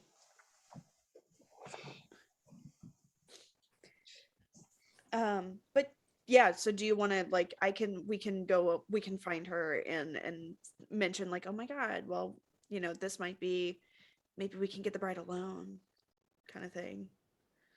Yes. Yeah. It seems like a bad idea, but I'm going to go along with it just because maybe we have more chance of getting through this together. Maybe I do want to get the bride alone. You've been. Are we there yet? No, we're not there yet. To vibrate her head off too. Is that what they're Do calling we it? need to mark this stream? My bad. Oh. All right. So you want to go find this bodyguard again? Yeah. All right. So you're currently upstairs on the 10th floor with everybody. And you want to head back down? Oh no, I thought she would be up here already with the bride and groom. The bride and groom are not up here yet. The bride and groom are outside taking pictures with, and Kale's watching them. Oh, I completely misunderstood then. All right. My bad. We can forget that this combo happened. No, that's okay. Maybe we should look around for exits and other places that, Sure. as well as sources of plants that the bride herself might be able to defend herself with. That's a great idea. Yeah. All right. Would that be mind or quick? Yeah, go ahead and do a mind, just to kind of, all of you can do it, the three of you. In fact, all of you, Kale, you can as well if you would like to just kind of perceive what's going on down below.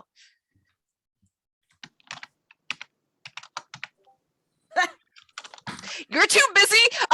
Miss Mercury is too busy, like, thinking over the scheme. Like, all right, so we're gonna get this bodyguard alone. We're gonna say these things here. Like, I cannot think about anything else. I got a scheme here.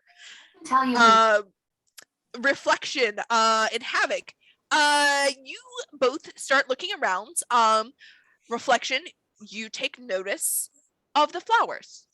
There are lovely flowers all over the place, and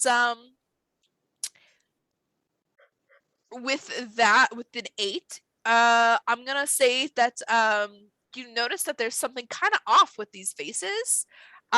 Like, the flowers are really pretty, but the filler is like kind of ugly. Like, why would someone choose like that filler for inside those vases? Havoc, you rolled an 8, and you notice that there are 3 emergency exits that you can tell that are stairwells that go straight down. There's an stairwell that goes upstairs as well, that goes to the rooftop. There is one elevator that goes to the rooftop as well. And then there are 2 elevators that go from floor 10 down to floor 1. Kale, Down below, you are standing kind of lingering with the other security who are keeping watch as the couple's walking around the chapel, taking pictures and everything. And you notice that the bodyguard comes back out. Now, it takes you a little bit to deduce that it's the bodyguard, but like you figured that that's who it was, based on the fact that she sort of trailed out.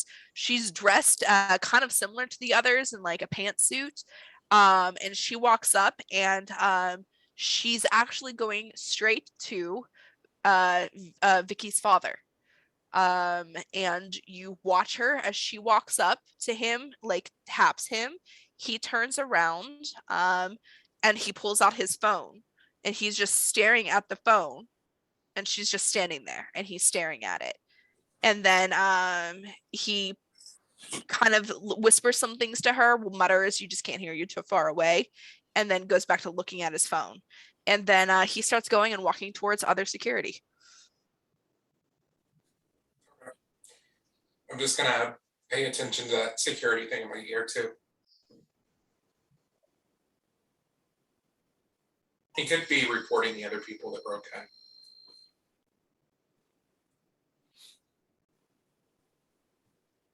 Okay, and what's next? What would you like to do next? I'm letting Reflection and Miss Mercury know about the exit doors and the ways of getting in and out of the building to the roof, and Kale. And I'll fill them in on the oddly ugly filler in the flower vases. What is the Maybe make a request to the DJ to play Annie Lennox "Walking on Broken Glass." Incredible. And I'm just like, yeah, Annie Lennox, yeah, she's wonderful, right? Like, she's an icon. Yeah. And then I look at the vases and I'm like, those are the ugliest vases I've ever seen. And the filler is ugly too inside the flower or inside the vases. We should break all of them. Havoc, can you check the Vincent's phone and see what's ingoing and outgoing? What are you looking for specifically? He was on his phone staring at it. I want to know what he was doing. Okay. I could do that. Yeah, he's close by. You can do that. Go ahead and roll hack.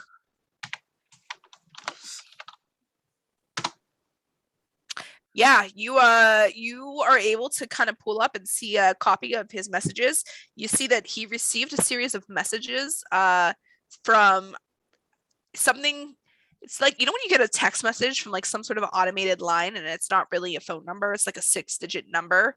Yeah. It's like that. He's receiving just messages from something, and it looks like dialogue. And it's messages saying that someone was in the bridal suite, 2 individuals, 1 male, 1 female, and they are describing the 2 of you. Well, go ahead. Isn't Vincent's her dad though, right? Yep. So he already knows that he doesn't know that we've assumed these roles. Can I retcon with my super suit that it gives the ability to like disguise myself? If you do that, your suit will not vibrate with you. Shit. Okay. Yeah, I gave you the super suit so that you don't have to be naked to vibrate. Okay. All right. Well. Figured you'd like to be clothed if you were walking through walls. Yeah. Yep. Okay. All right. I just have to say, this superpower was perfect for you. Honestly, you're doing a great job with this for being the first person to ever see these abilities. So I'm just trying to like play it as creatively as possible, but while also like not being a total dick. Okay. But it's fair though, because you were like, no, like there's no one else really in this room. I don't sense anybody. Why would you do anything? You know, yeah. I think you played it exactly like you should. Great. So. All right. Wonderful. Yeah. Well then, shit. Okay. Then never mind. We will accept whatever is given. Maybe you can like change your hairstyles and stuff. Has there been anything on the security radio about them, or is he keeping it to himself? No, well, so he was just walking over to security. So I imagine that this is happening at about the same time. Okay. So you watched him walk over to security. You had Havoc check what was said. Havoc found out what was said, and now he's like finishing with security. So it's not long after that you start hearing an alert that there are two subjects who had broken into the bridal suite, and it does appear that they are super powered individuals based on the way that they exited the room. How does this impact the wedding and the procession at all? Nothing. It seems like they are on high alert, but they are not looking to ruin this. They are instead, security looks like they are walking around looking for you.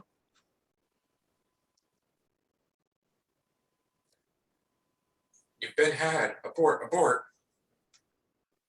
I mean, we didn't even get to stay for the reception.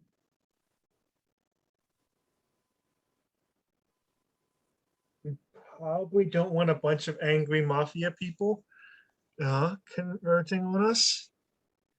Now, reflection, you were not described. You were not there, so you're fine. It's just these two that need to figure out some way to disguise themselves quickly.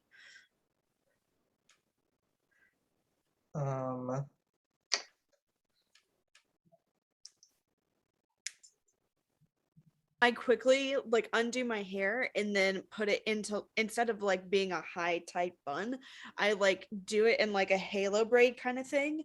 And you know what? I probably also quickly have like dry shampoo or whatever that takes my hair like a bright, like a slightly lighter color, just so Sure. that the hair's a little bit different. Havoc, can I just like spray your hair just a little something, maybe Yeah, Sure. you also like, I hand Havoc my phone. Can you make like a hard light projector or something like that or an image inducer or something? I mean, I could try. And you can also spray my hair too. Okay. All right. Go ahead and both of you roll presence to see if you can quickly disguise yourselves. Whoa. Okay, Havoc got 2 6s. So Nice. Havoc's like, bam, got this, takes off his tuxedo, takes off of his the nice button down tuxedo shirt, and it turns out that he's wearing like an entirely different outfit underneath, like you got to be prepared. This is why we went to AHA and had them make us gear, we weren't wearing just one outfit. So it turns out with Havoc's 12 and your 9, you are able to do enough of quick change because Havoc was the one that actually asked about the clothes in the first place. So I'm gonna say that Havoc thought this through and was like double outfits. So he was ready underneath your jumpsuit. You're actually wearing like a bodycon dress, so you just slip out of your jumpsuit, pull down the bodycon dress, and you're an entirely different outfit. So you're okay for now, but Cool. now they are looking for superpowered individuals who are on the premise. Clothes made for on the go. Kale, you are now walking in. Pictures are wrapping up. 2 security guards go up in the elevator to clear it. One comes back down. Bride and groom go up, and then they're just sort of doing it in waves, so that the bride and groom always had someone with them. The bodyguard, you notice, is trailing behind and not permitted to enter with everyone else. Like she enters, but like it's like behind everyone. She is not allowed to attend with the bride and groom, and it's like maybe they don't want her in any pictures. Are there maitre d's? Yeah, totally. Champagne and like drinks. Absolutely. I'm gonna take 2 things of champagne and I'm gonna walk up to the bodyguard. I'm gonna start drinking mine, and then I'm actually gonna accidentally trip and spill the champagne on the bodyguard. Okay. So everyone gets up there. The bride and groom, they're quick to step off, but they're ushered sort of to the side so they can do like a grand entrance. The DJ is getting ready and everything. The security is standing around. They're starting to clear the room. They're looking for the two of you, but you've done your quick change. And the bodyguard comes up last, and she's in her kind of like bodyguard-esque pantsuit. She gets out, but she steps to the other side. She's just standing quietly by like a coat check. Just by yourself, just standing there. And then you walk up and you go to spill, you do this trip to like spill it, but she sidesteps and grabs you and kind of rights you before you can trip. I look up and I'm like, wow, what quick reflexes you have.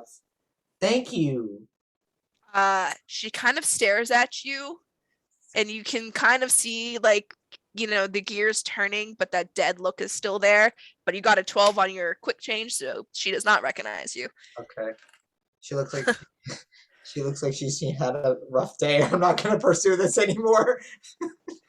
She doesn't say anything.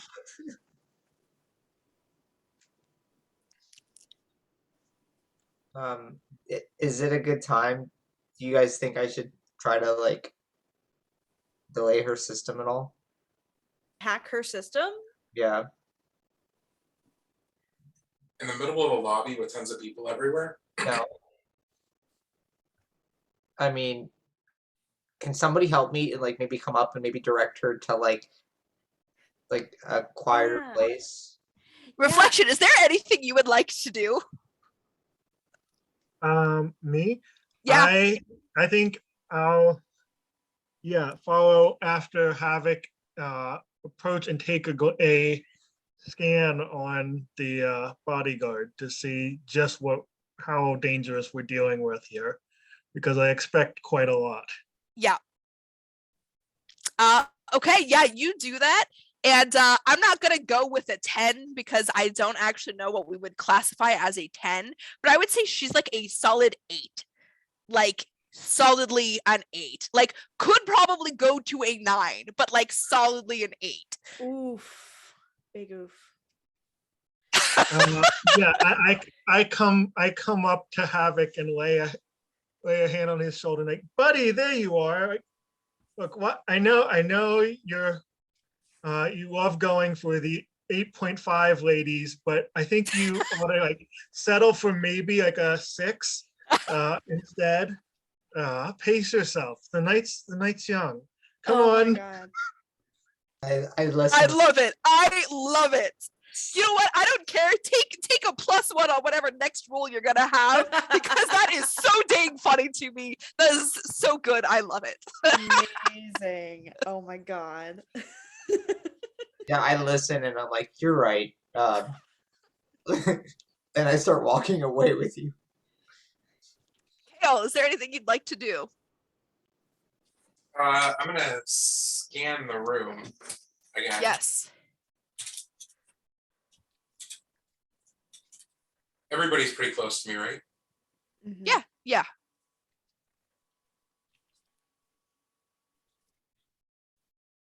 Sorry, is this a roll or is this a not roll? It's a roll. I put it in. It didn't give me an answer.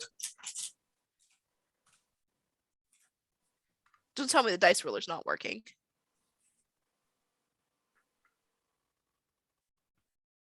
I'm not seeing anything at all. Okay, let me just roll on my phone. Sure. Let's see. Oh, yep, looks like it went down. Okay. This always happens when we're recording, I feel like. Did it go through? No, it looks like, Discord might be rebooting. Yeah, I think that's what happened. That's fine. Tell me what you rolled. I got a 12. Okay. So you're scanning the room for anything in particular? Scanning the room for anything that would pop out as somebody who is ill-intentioned. Yeah. So I would say that you are getting some weird vibes from some of the wait staff, and you see a couple it looks like other vendors, if you will, like the people who would be handling things like cake delivery, flower delivery, things like that, sort of like standing at the sidelines, little too suspiciously, like they shouldn't be there. And you can see that they're just sort of like, it looks like they're paying attention to the time, like in their minds they're like counting down to the time. Are there any other do that. people? Oh, I think he says he relays that. okay. Are there any other people that, if I use my my emotion power to that don't give me emotion back? No, if you do a kind of general sweep, the only one is the bodyguard. Okay, all right. Some of them seem excited, but some of them seem like weirdly excited. Like you're getting like people who are like, it's like anticipation, Okay. Yeah. Yeah. I relay the anticipation emotions back to see if maybe are they the same people that Kale picked up on. I would say yes. Okay. Is my illusion still active? Yeah, sure. Okay, I'm gonna go up to one of these wait staff. Probably the most antsy one, the one that I'm picking up the most vibes off of. Sure. You see that it's someone standing there, and they have like a tray of champagne, but like they have to like keep moving it back and forth. Like they can't stand there with one hand because they're like shaking a little bit, so they have to like keep like trying to hold it to keep it steady. And I'm gonna say, what's wrong with you, and attempt to like hone in on his mind specifically. Sure. The dice thing's still not working. Yeah, just tell me what you roll. 8. Does it say what happens, what the conditions are? Oh, you know what? That's not even my modifier. So that would be at least a 10. Okay. I'm sorry, but does it say like what the like levels are? What ability did you use? So I'm just trying to read which one. Gain access to mind. Okay. Yeah. You when you say, like what's wrong with you, he turns and he pays attention to you, and it just sort of makes him even more jittery. And you're seeing flashes where it looks like the marker, it's like 50,000. You keep seeing this number 50,000, and you see a brief image of some pretty like terrible living conditions, and then this guy meeting with some other very strangely dressed individuals, and they're saying something along the lines of, "This will take off 50,000."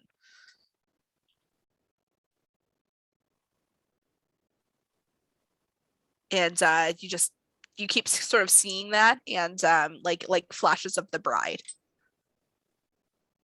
What does he respond vocally? He doesn't. He looks at you with like terror in his eyes. Like then eventually he'll be like, nothing, champagne. Champagne. I think that the wait staff has been compromised.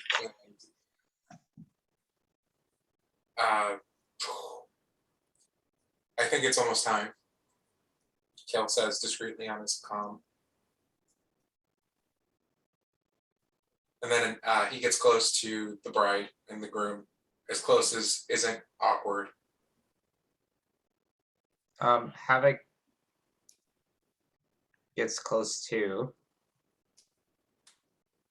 but not too close.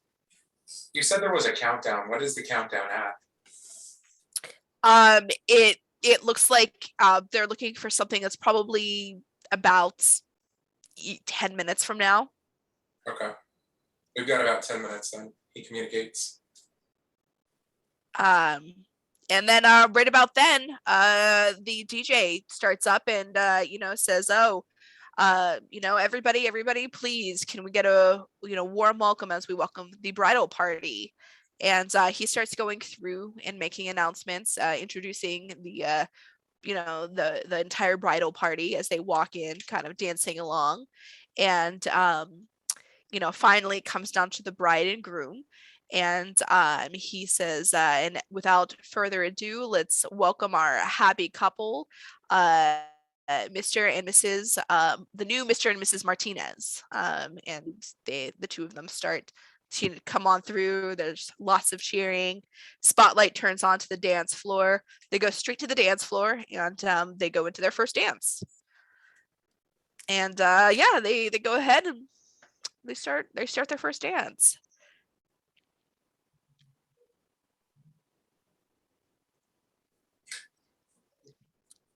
Can you all do a weapon sweep to see if these people have guns or any weapons on them? Yeah, I'm gonna scan and see if there's weapons. Just a quick scan throughout the audience, the crowd of the audience. Is that something that I can do with Now I'm Here to like quickly do it? Unimpeded. You know what I'm trying to say? Unimpeded.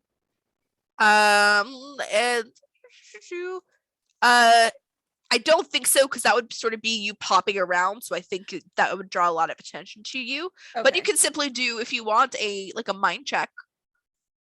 Okay, great. Because all of you, if you all want to do a sort of mind check to sort of do that sweep, go right ahead. Oh, you might just have to tell me what you roll, though.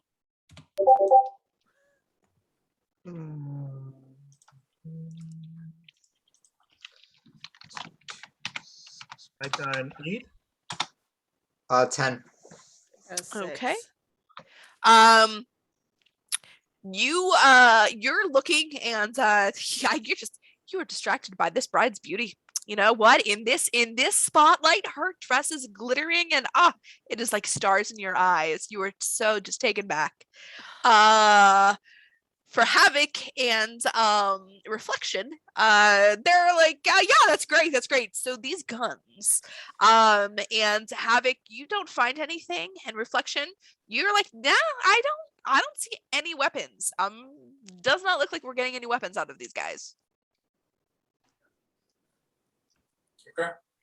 Good to How know. close are we to the 10-minute mark? You are definitely getting closer. Like as the song starts to wrap up, it is counting down.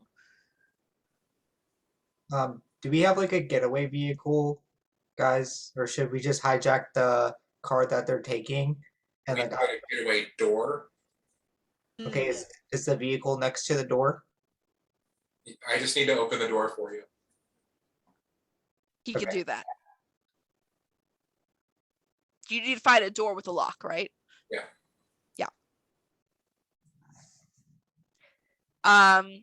So while you start doing that, go ahead, I guess, roll a mind to see if you find a door with a lock. All of us? Any of you, yeah. Okay. 11. Okay, that's fine. You find there's only one door that you can really find, and it 11. seems to be the manager's office. Looks like most of this they simply lock up the elevator and then that's it. But there is one. So the it's counting down, and as the song wraps up, it's just 2 minutes away, and the DJ says, and now the happy couple will go straight into their cake cutting. And out from the back towards the kitchen area, there is you can hear something being wheeled. So like from the back in the dark area, a very large, ridiculously over top of the cake. And I'm talking like super large, like big enough to fit a person, Vegas kind of cake, rolls on out and straight to the center of the floor. Wow, the cake is really suspect. And then, I mean, like, it's so clearly a suspect that the bride and groom are like, that is not our cake. Like, what is this? Is this a joke? Like, not our cake. And from the top of it, the top pops out, and there's just like a gush of fire, just fire straight up and out. And immediately it catches the like drapery right above it on fire. I look over at reflection and say, "It's been a long time since I've been to a wedding. Is this usually what happens?" No, this is unusual, says Reflection, trying to, trying to get close and going, oh my gosh, what do I do? I don't have any powers that work against fire. Um, can I try to? In the time you guys even stop to think about this, the bodyguard has already run forward, grabbed the drapery bottom, yanked it down, and is like working on snuffing it out. Like in the time it took you to think that she was on top of it. But that's okay because you're really focused on the fact that there is a person coming out of the cake. So there's a person dressed in a ridiculous outfit. It looks like vaguely circus-like. And they sort of like pop on out and they're like, well, hello, welcome to tonight's entertainment. And then at that point, the suspect individuals sort of like take their trays and then just whip them at like the nearest individuals. One of them throws their tray with such force, they throw it straight at one of the security guards, the guy that was a 7, and go ahead and aims straight for his neck. And that guy is like out. In fact, you're not sure if it did any damage to his neck. Like you're not close enough to see, but like they targeted him and he is on the ground.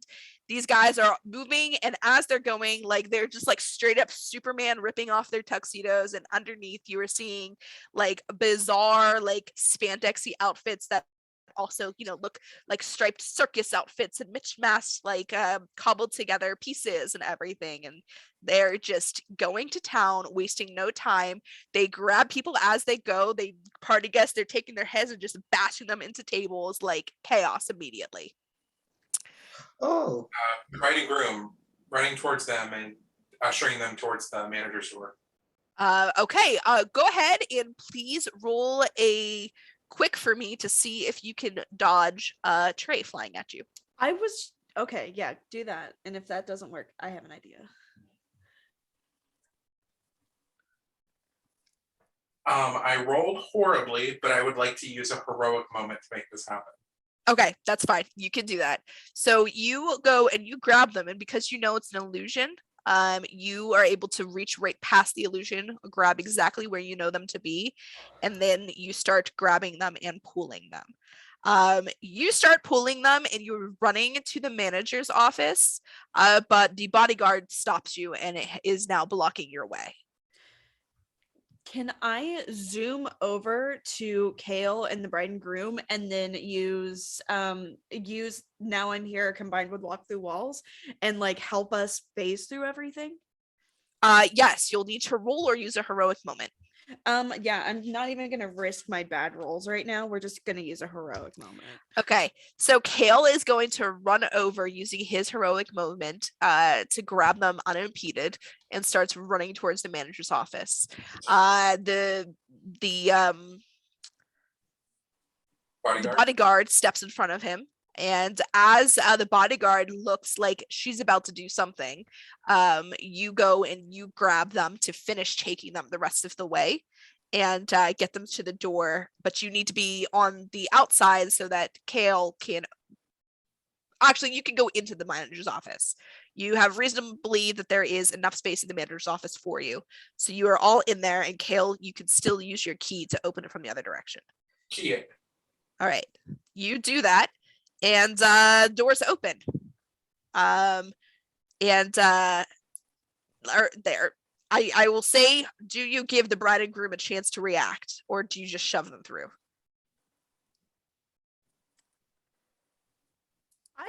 I would just shove them through. I mean, but Yeah, but I'm sending them to the AHA headquarters. can we at least? Do we have like something like a nice like suite there for them we could have made up or something? Well, let's get Yeah, them first. I'm sure you could put them in the break room, like it's a nice area to hang out in. Okay. But like, are you just doing this, or are you giving them any time to react? Yeah, I'm just doing it. yeah. Okay. So you go ahead and you throw them on through, and combined with your heroic moments, they don't have a chance to do anything else.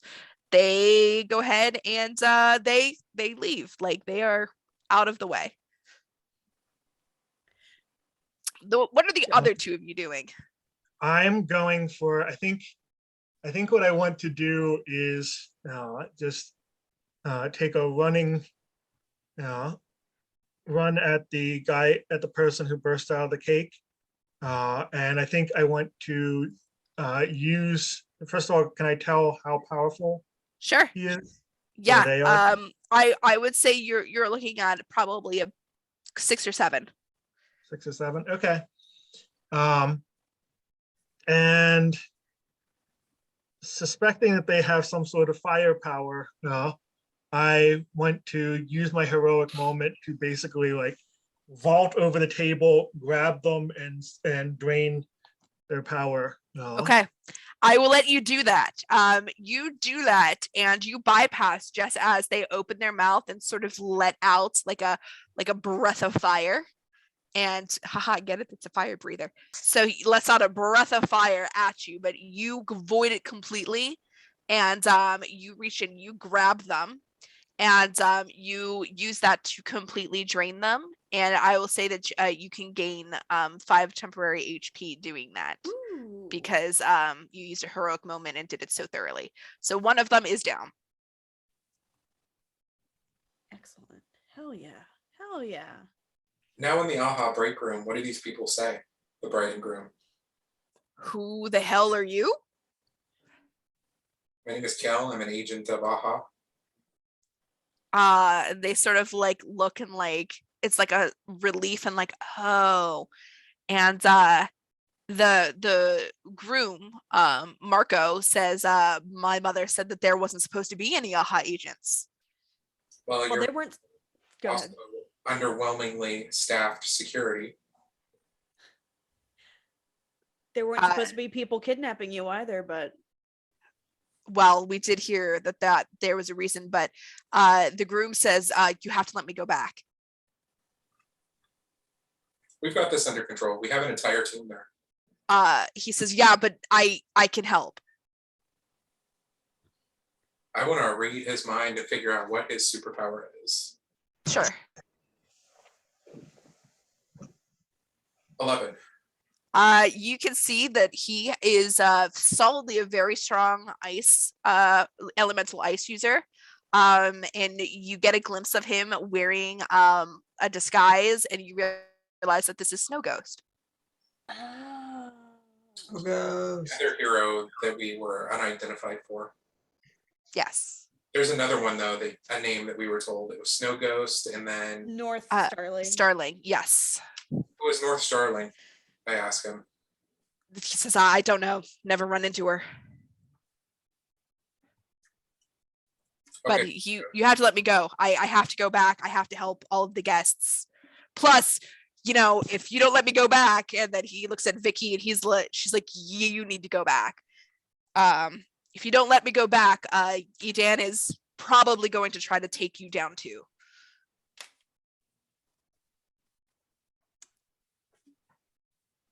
That's entirely fair. Should I take us? Okay, I'll just open the door and keep Vicky. Vicky is going to stay behind. Vicky, she's got abilities, but she is not a fighter. Yeah, and then we'll go back, I guess. So you go back with him, and as he does that, it gives him a chance. He like pulls open the top of his tux, and he's wearing something, and imagine it like the Iron Man like nanobot casing. His family is also very wealthy as well, and he sort of taps it, and it looks like a super suit morphs over him, but it's obscuring his identity. So because you gave him a chance to do it without doing it in front of the party, his identity was preserved. So he's going to re-enter, but strictly as Snow Ghost, not as the groom. So Hidan is an enemy, I ask him? No, she's just the bodyguard, but she will protect Vicky at all costs. Okay. All right. Okay. She has to. So he jumps through, and you can indeed see that Edan is currently going toe-to-toe with the who threw the tray and knocked out the other guy, but she keeps looking over at Havoc like she's going to try to make a move at him as well. Snow Ghost jumps in, and just as it looks like Edan is about to go and like throw a broken bottle at the back of Havoc's head, he sort of like whistles at her, makes a motion, and then she drops it and then goes back to fighting the big dude. So she you don't have to worry about her now. He's got her roped in, and he is joining the fight with you. There are still a few others who are running about. One of them is an individual who is now wearing a fairly creepy looking clown mask, and it seems like they are doing something to a bunch of the party guests. You can't tell what it is, but like it's like they have enthralled the party guests. And then you can also see that there is another individual that is in the process of shape changing and whipping around, and just like it's one of their arms is a tentacle, and they're just throwing people to the ground left and right. Finally, there is one person, and that person looks like it's hard to say because they're all wearing very strange clothing, but you can tell like this one almost looks like closer to like a ringmaster outfit. Not quite, but closer. And they're in the center of the dance floor, kneeling down, doing something. You can't tell what yet. Okay. All right. I will say Reflection and Havoc, what do you want to be doing since you were still doing things while Ms. Mercury and Kale were dealing with the bride and groom? So I would like to get my robotic enhancement ready, my laser, and try to just prep it in case, prep it because it's about to go down. Yep. Which one did you take? Were you trying to take down? Well, I kind of want to go for the ringmaster. I mean, but if anybody else calls dibs, I can find somebody else. Yeah, I think in that case, I'll try to go for the clown and see if I can try to breathe fire on him to stop him from mind controlling the guests. Maybe snap them out of it. Okay. I'm guessing that would be like a soul roll. Yeah, soul. Okay.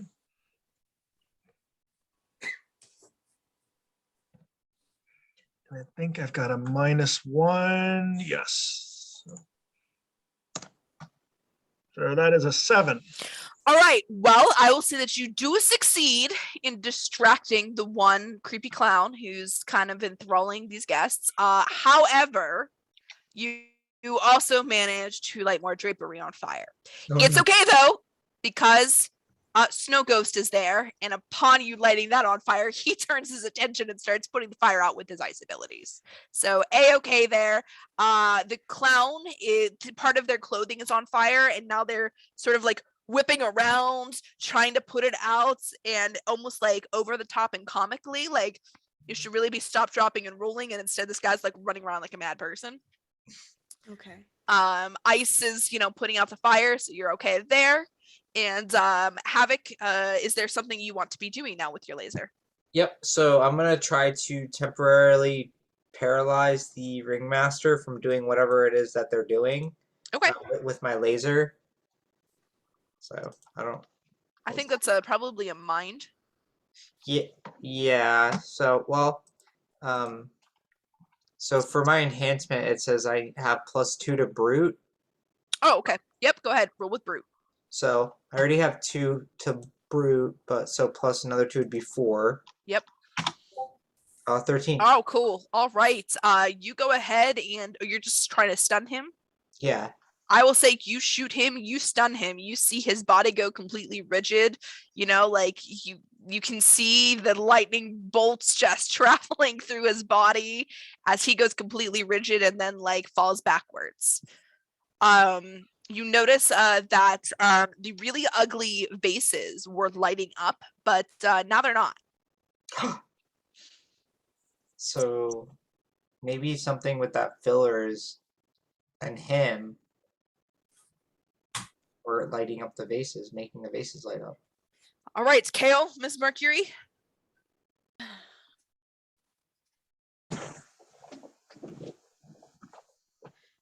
I think I'm gonna target the first. It's the first person I want to target is the one with like the appendages. Yeah.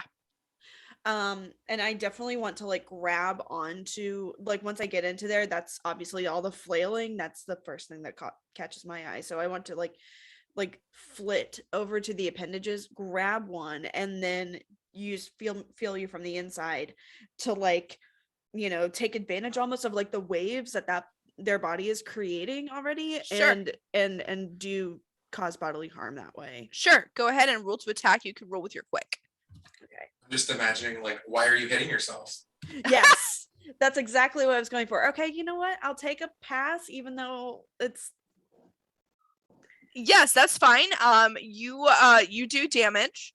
Yay. However, you do open yourself up to damage at the same time, and you are going to get hit with an appendage for 1 harm. Okay, no worries. Very slimy slap to the face. Nah, yeah. It's All right, Kale. Oh, how much yep. damage do I do? Is it? You do 3 damage. Okay, great. We love it. I'm not sure if I am supposed to be telling you, but that's fine. Okay, no worries.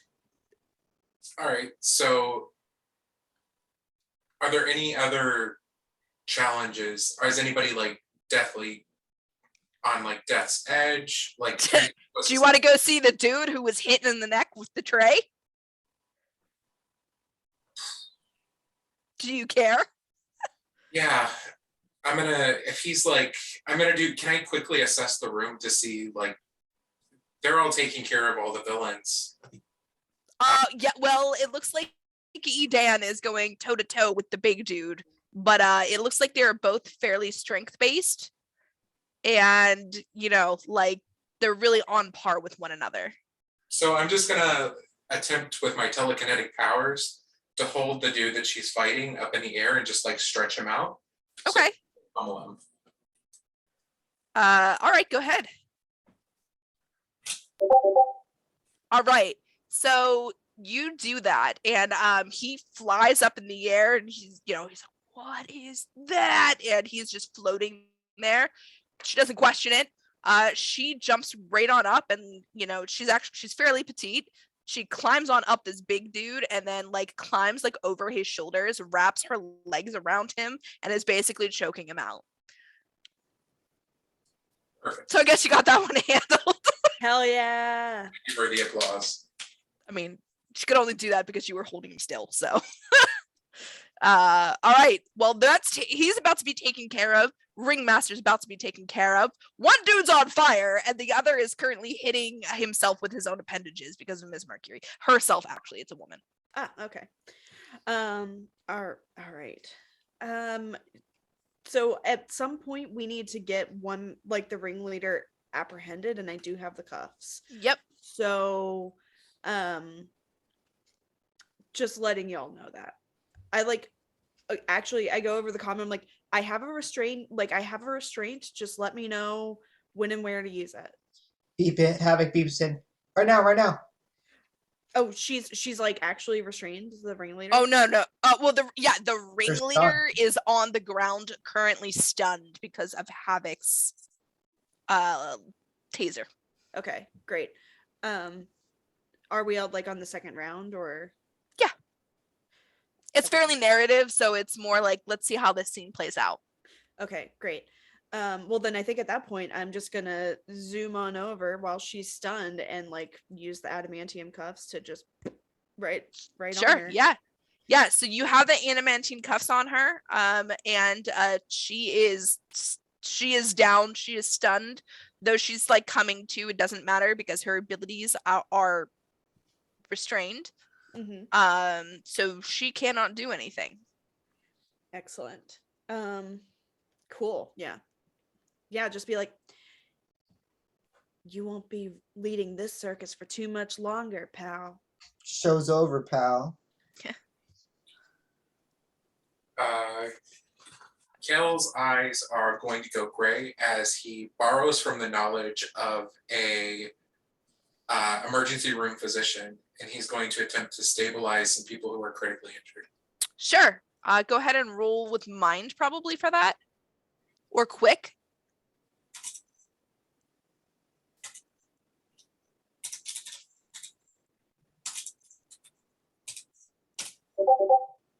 All right, yeah. So you run on over and you can see that like this dude currently cannot breathe. Like his throat has just been crushed. So you know, like I think you have to give him, I think it's like the Emergency tracheotomy. Yep, that's exactly it. So you have to give him an emergency tracheotomy so that he can breathe. And you with that, you are able to do it. You pull from that knowledge and you're able to save this dude's life. There are other people who are injured, but mostly it's like they've got a broken nose, you know, like they're not doing great, but not like they're gonna die this very second like this dude was. So yeah, but so one guy is on fire. Do anybody want to take a chance at getting him knocked out? I'll go for it. Would that be like a brute roll? Or... Yeah. Okay. Or you could try to kiss of death him again if you want to try to drain him. Yeah, absolutely. That's better. So. Sorry, kiss by the dark is what I meant. Kiss by the dark, yes. Yep. So that is quick, which is 2 versus. There goes. 12. Oh yeah, for sure. You are going to definitely stun him. He takes a little bit of damage and he's already damaged now because he's on fire. But he's definitely stunned. So he's stunned, big dude stunned, ringmaster stunned, fire breather stunned. Now it's just appendage woman flailing around, doing damage to herself, but slowly. Once he's stunned, I'll yank a tablecloth out and try to cover exhaust. Roll a quick for me. Of course. Yeah. 2, I think I said. Yes, 2. 8. All right, you do it. However, all of the plateware crashes off. Fair. But you put him out. And then just last one left. Flailing appendages. How do you want to try to knock him out? Shoot him, Havoc. Yeah. Shoot him, laser. shoot him. Laser. I'll laser him. Go for it. Okay. Are these like mechanical appendages? Is he stretching? No. This is someone with transformative abilities. Gotcha. Oof. You've done some damage, but you don't succeed in knocking them out. Okay. However, they are not looking great. Anybody else want to help? Yeah, I'll go ahead and do feel you from the inside again. Just Okay. like now that it's been the ringleader's been apprehended. Yep. I give one final to the ringleader. I'm like the ringleader. I call the shots, and then I go back.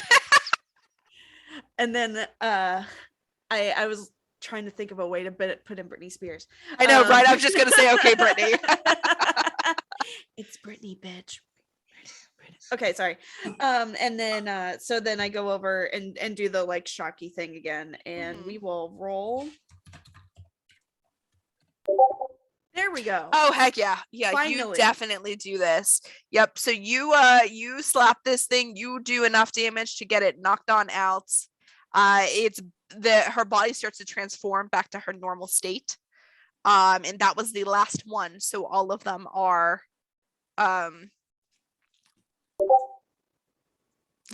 she calls the shots, yes. But yeah, so they're all knocked out. Kale, would you like to get these villains all transported? Sure. Kale will open up a door to the closest area to the prison. So you start loading them on up. Vincent walks up to Miss Mercury and says, I don't believe we've met.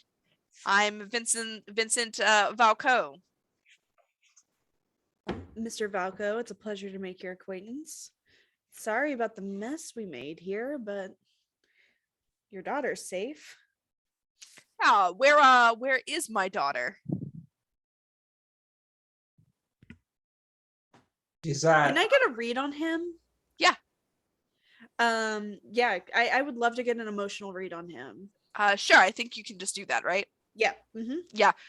He's he seems very stressed and anxiety filled, and he's trying to put on a brave face, but his daughter just fucking vanished. So Oh, okay, great. I just want to make sure he didn't accidentally he wasn't the one behind her. No. Okay, that because I look suspect. I No, was like, it's fair. It's fair. She's fine. She's okay. She's at AHA. We acted very quickly to get her separated from the clownery going on literally over here. So she's fine. She's with AHA and she's with Sapphire Seer. He sort of nods and then he puts out his hand and he says, honestly, I had my doubts about AHA, but thank you. Good job. Don't worry about insurance will cover it. We're not. It's funny you should say that because while this is happening, Havoc, the bodyguard is just sort of like walking on up to you, completely blank, just like walking up to you. Beep off.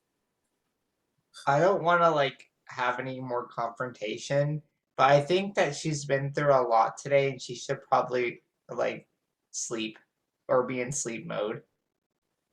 So are you gonna do that? Yes. Okay. Incredible. Okay. Are you gonna go ahead and hack her? Yes. Go ahead and roll hack.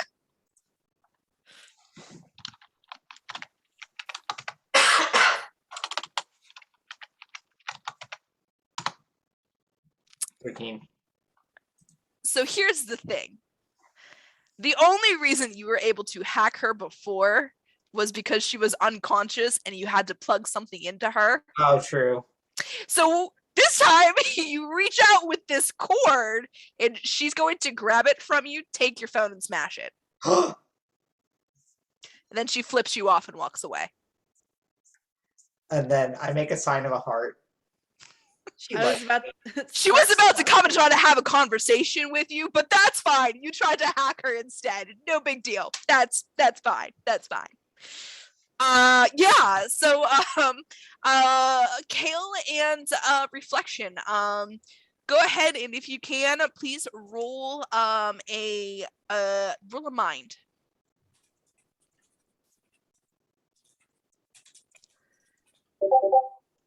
Kale, you are busy getting these prisoners locked up. Reflection, you can see that the mother of the groom is looking for her son. You can see that she's whispering some things to some of the people with her. She seems very upset and she's looking for her son. Snow Ghost is nowhere to be found. Nope, he's nowhere to be found. And then it seems like a little bit later, you see that he walks out sort of just like trying to fix the shirt that he busted, trying to get to his, nano case, and then just tries to subtly rejoin the party. Yeah, I'll kind of hover nearby him since he's on the list as well. Assuming we didn't get the leadership or something like that, I want to be on hand in case. Surreptitiously, because he's dealing with his mother and it's his wedding night. Yes. Yeah. Okay. All right. Well, you've apprehended. Things are, they're getting wrapped up and cleaned up here. Anything else you would like to do before, the AHA cleanup crew starts to come in to take interviews and statements? I'm gonna go get the daughter, the bride. It's a good idea. Let's bring her back to the wedding, huh? Yeah. All right. Well, you open your door and she's standing there like, what? What's going on? You just pull her through. Okay. She stumbles on through the door and looks around and sees that more stuff was kind of on fire. Her bodyguard is storming away. Her dad's shaking hands. The mother is being angry mother-in-law. But overall, it looks like everybody's okay. I look her in the eyes and I tell her he truly loves you.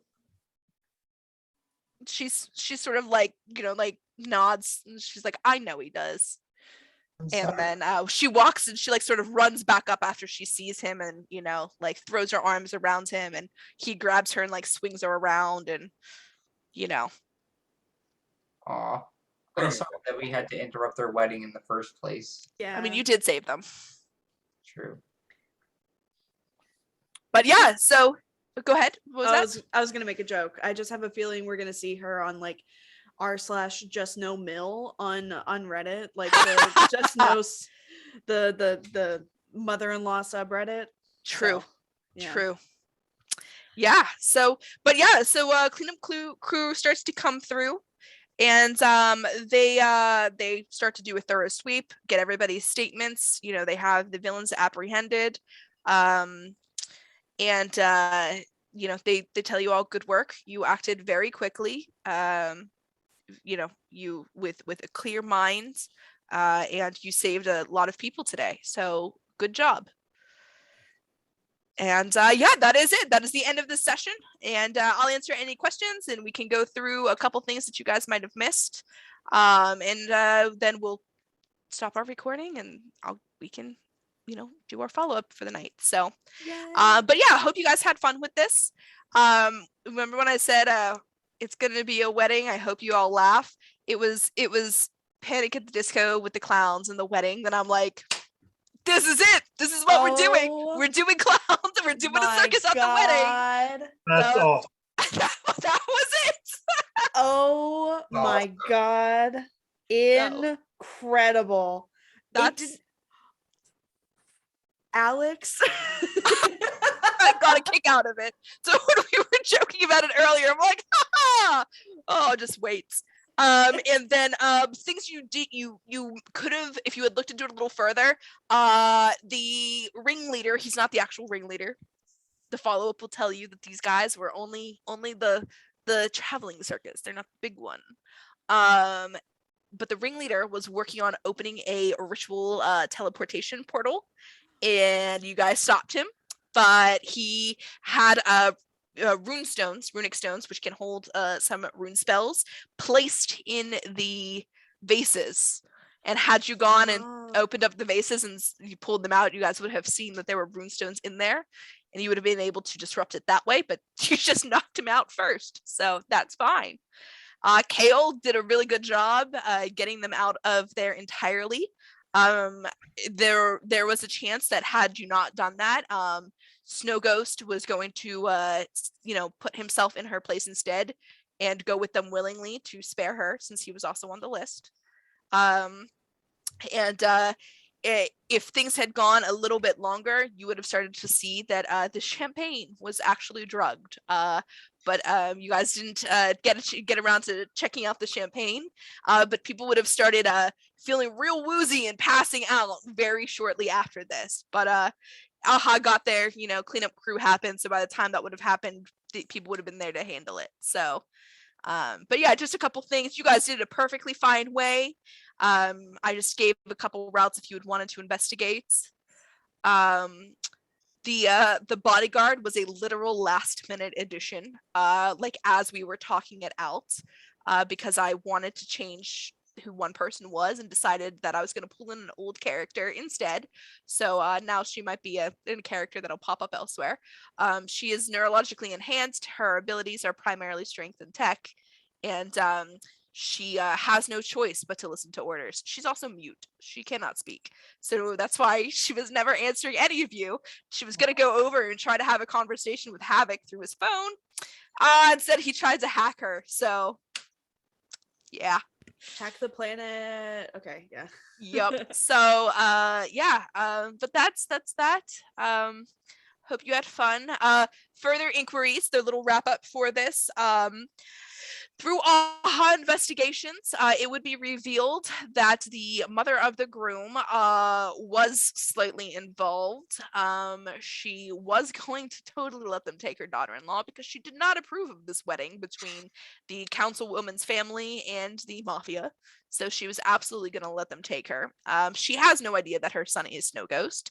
She's not aware that he has real powers at all, actually. She has an extreme dislike, and actually, had you done more investigating into her, a lot of her campaigning is against people with superpowers and AHA overall, which is why AHA was not allowed in.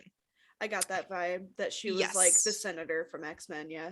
Yes. So I actually was wondering if she was in on Snow Ghost's identity and didn't want AHA there because he was a vigilante and they were trying to cover up and protect that. No, it's more like he is a vigilante in spite of his mother and her campaigning, and he does stuff because he thinks superpowers should be used for good, whereas she thinks superpowers should not be used at all.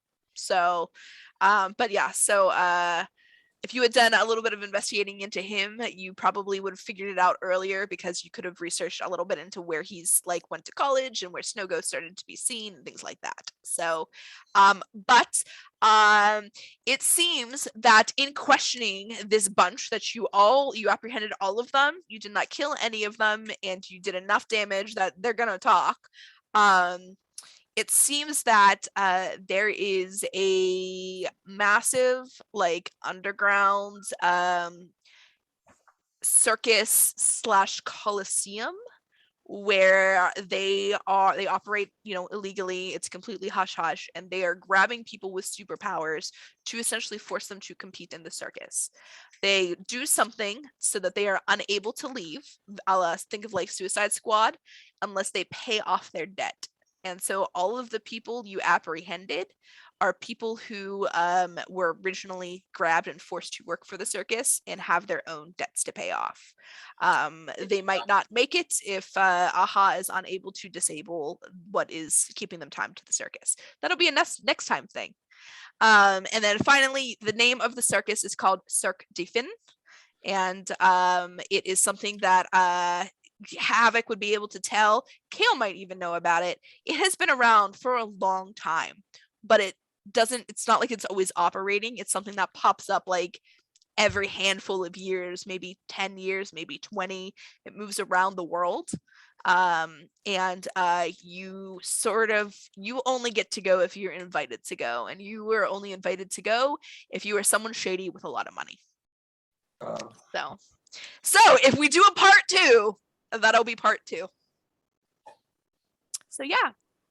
But if you have any other thoughts, we will do our own little private wrap up here off camera. So if anybody is watching this and stuck through to the end, hope you had fun.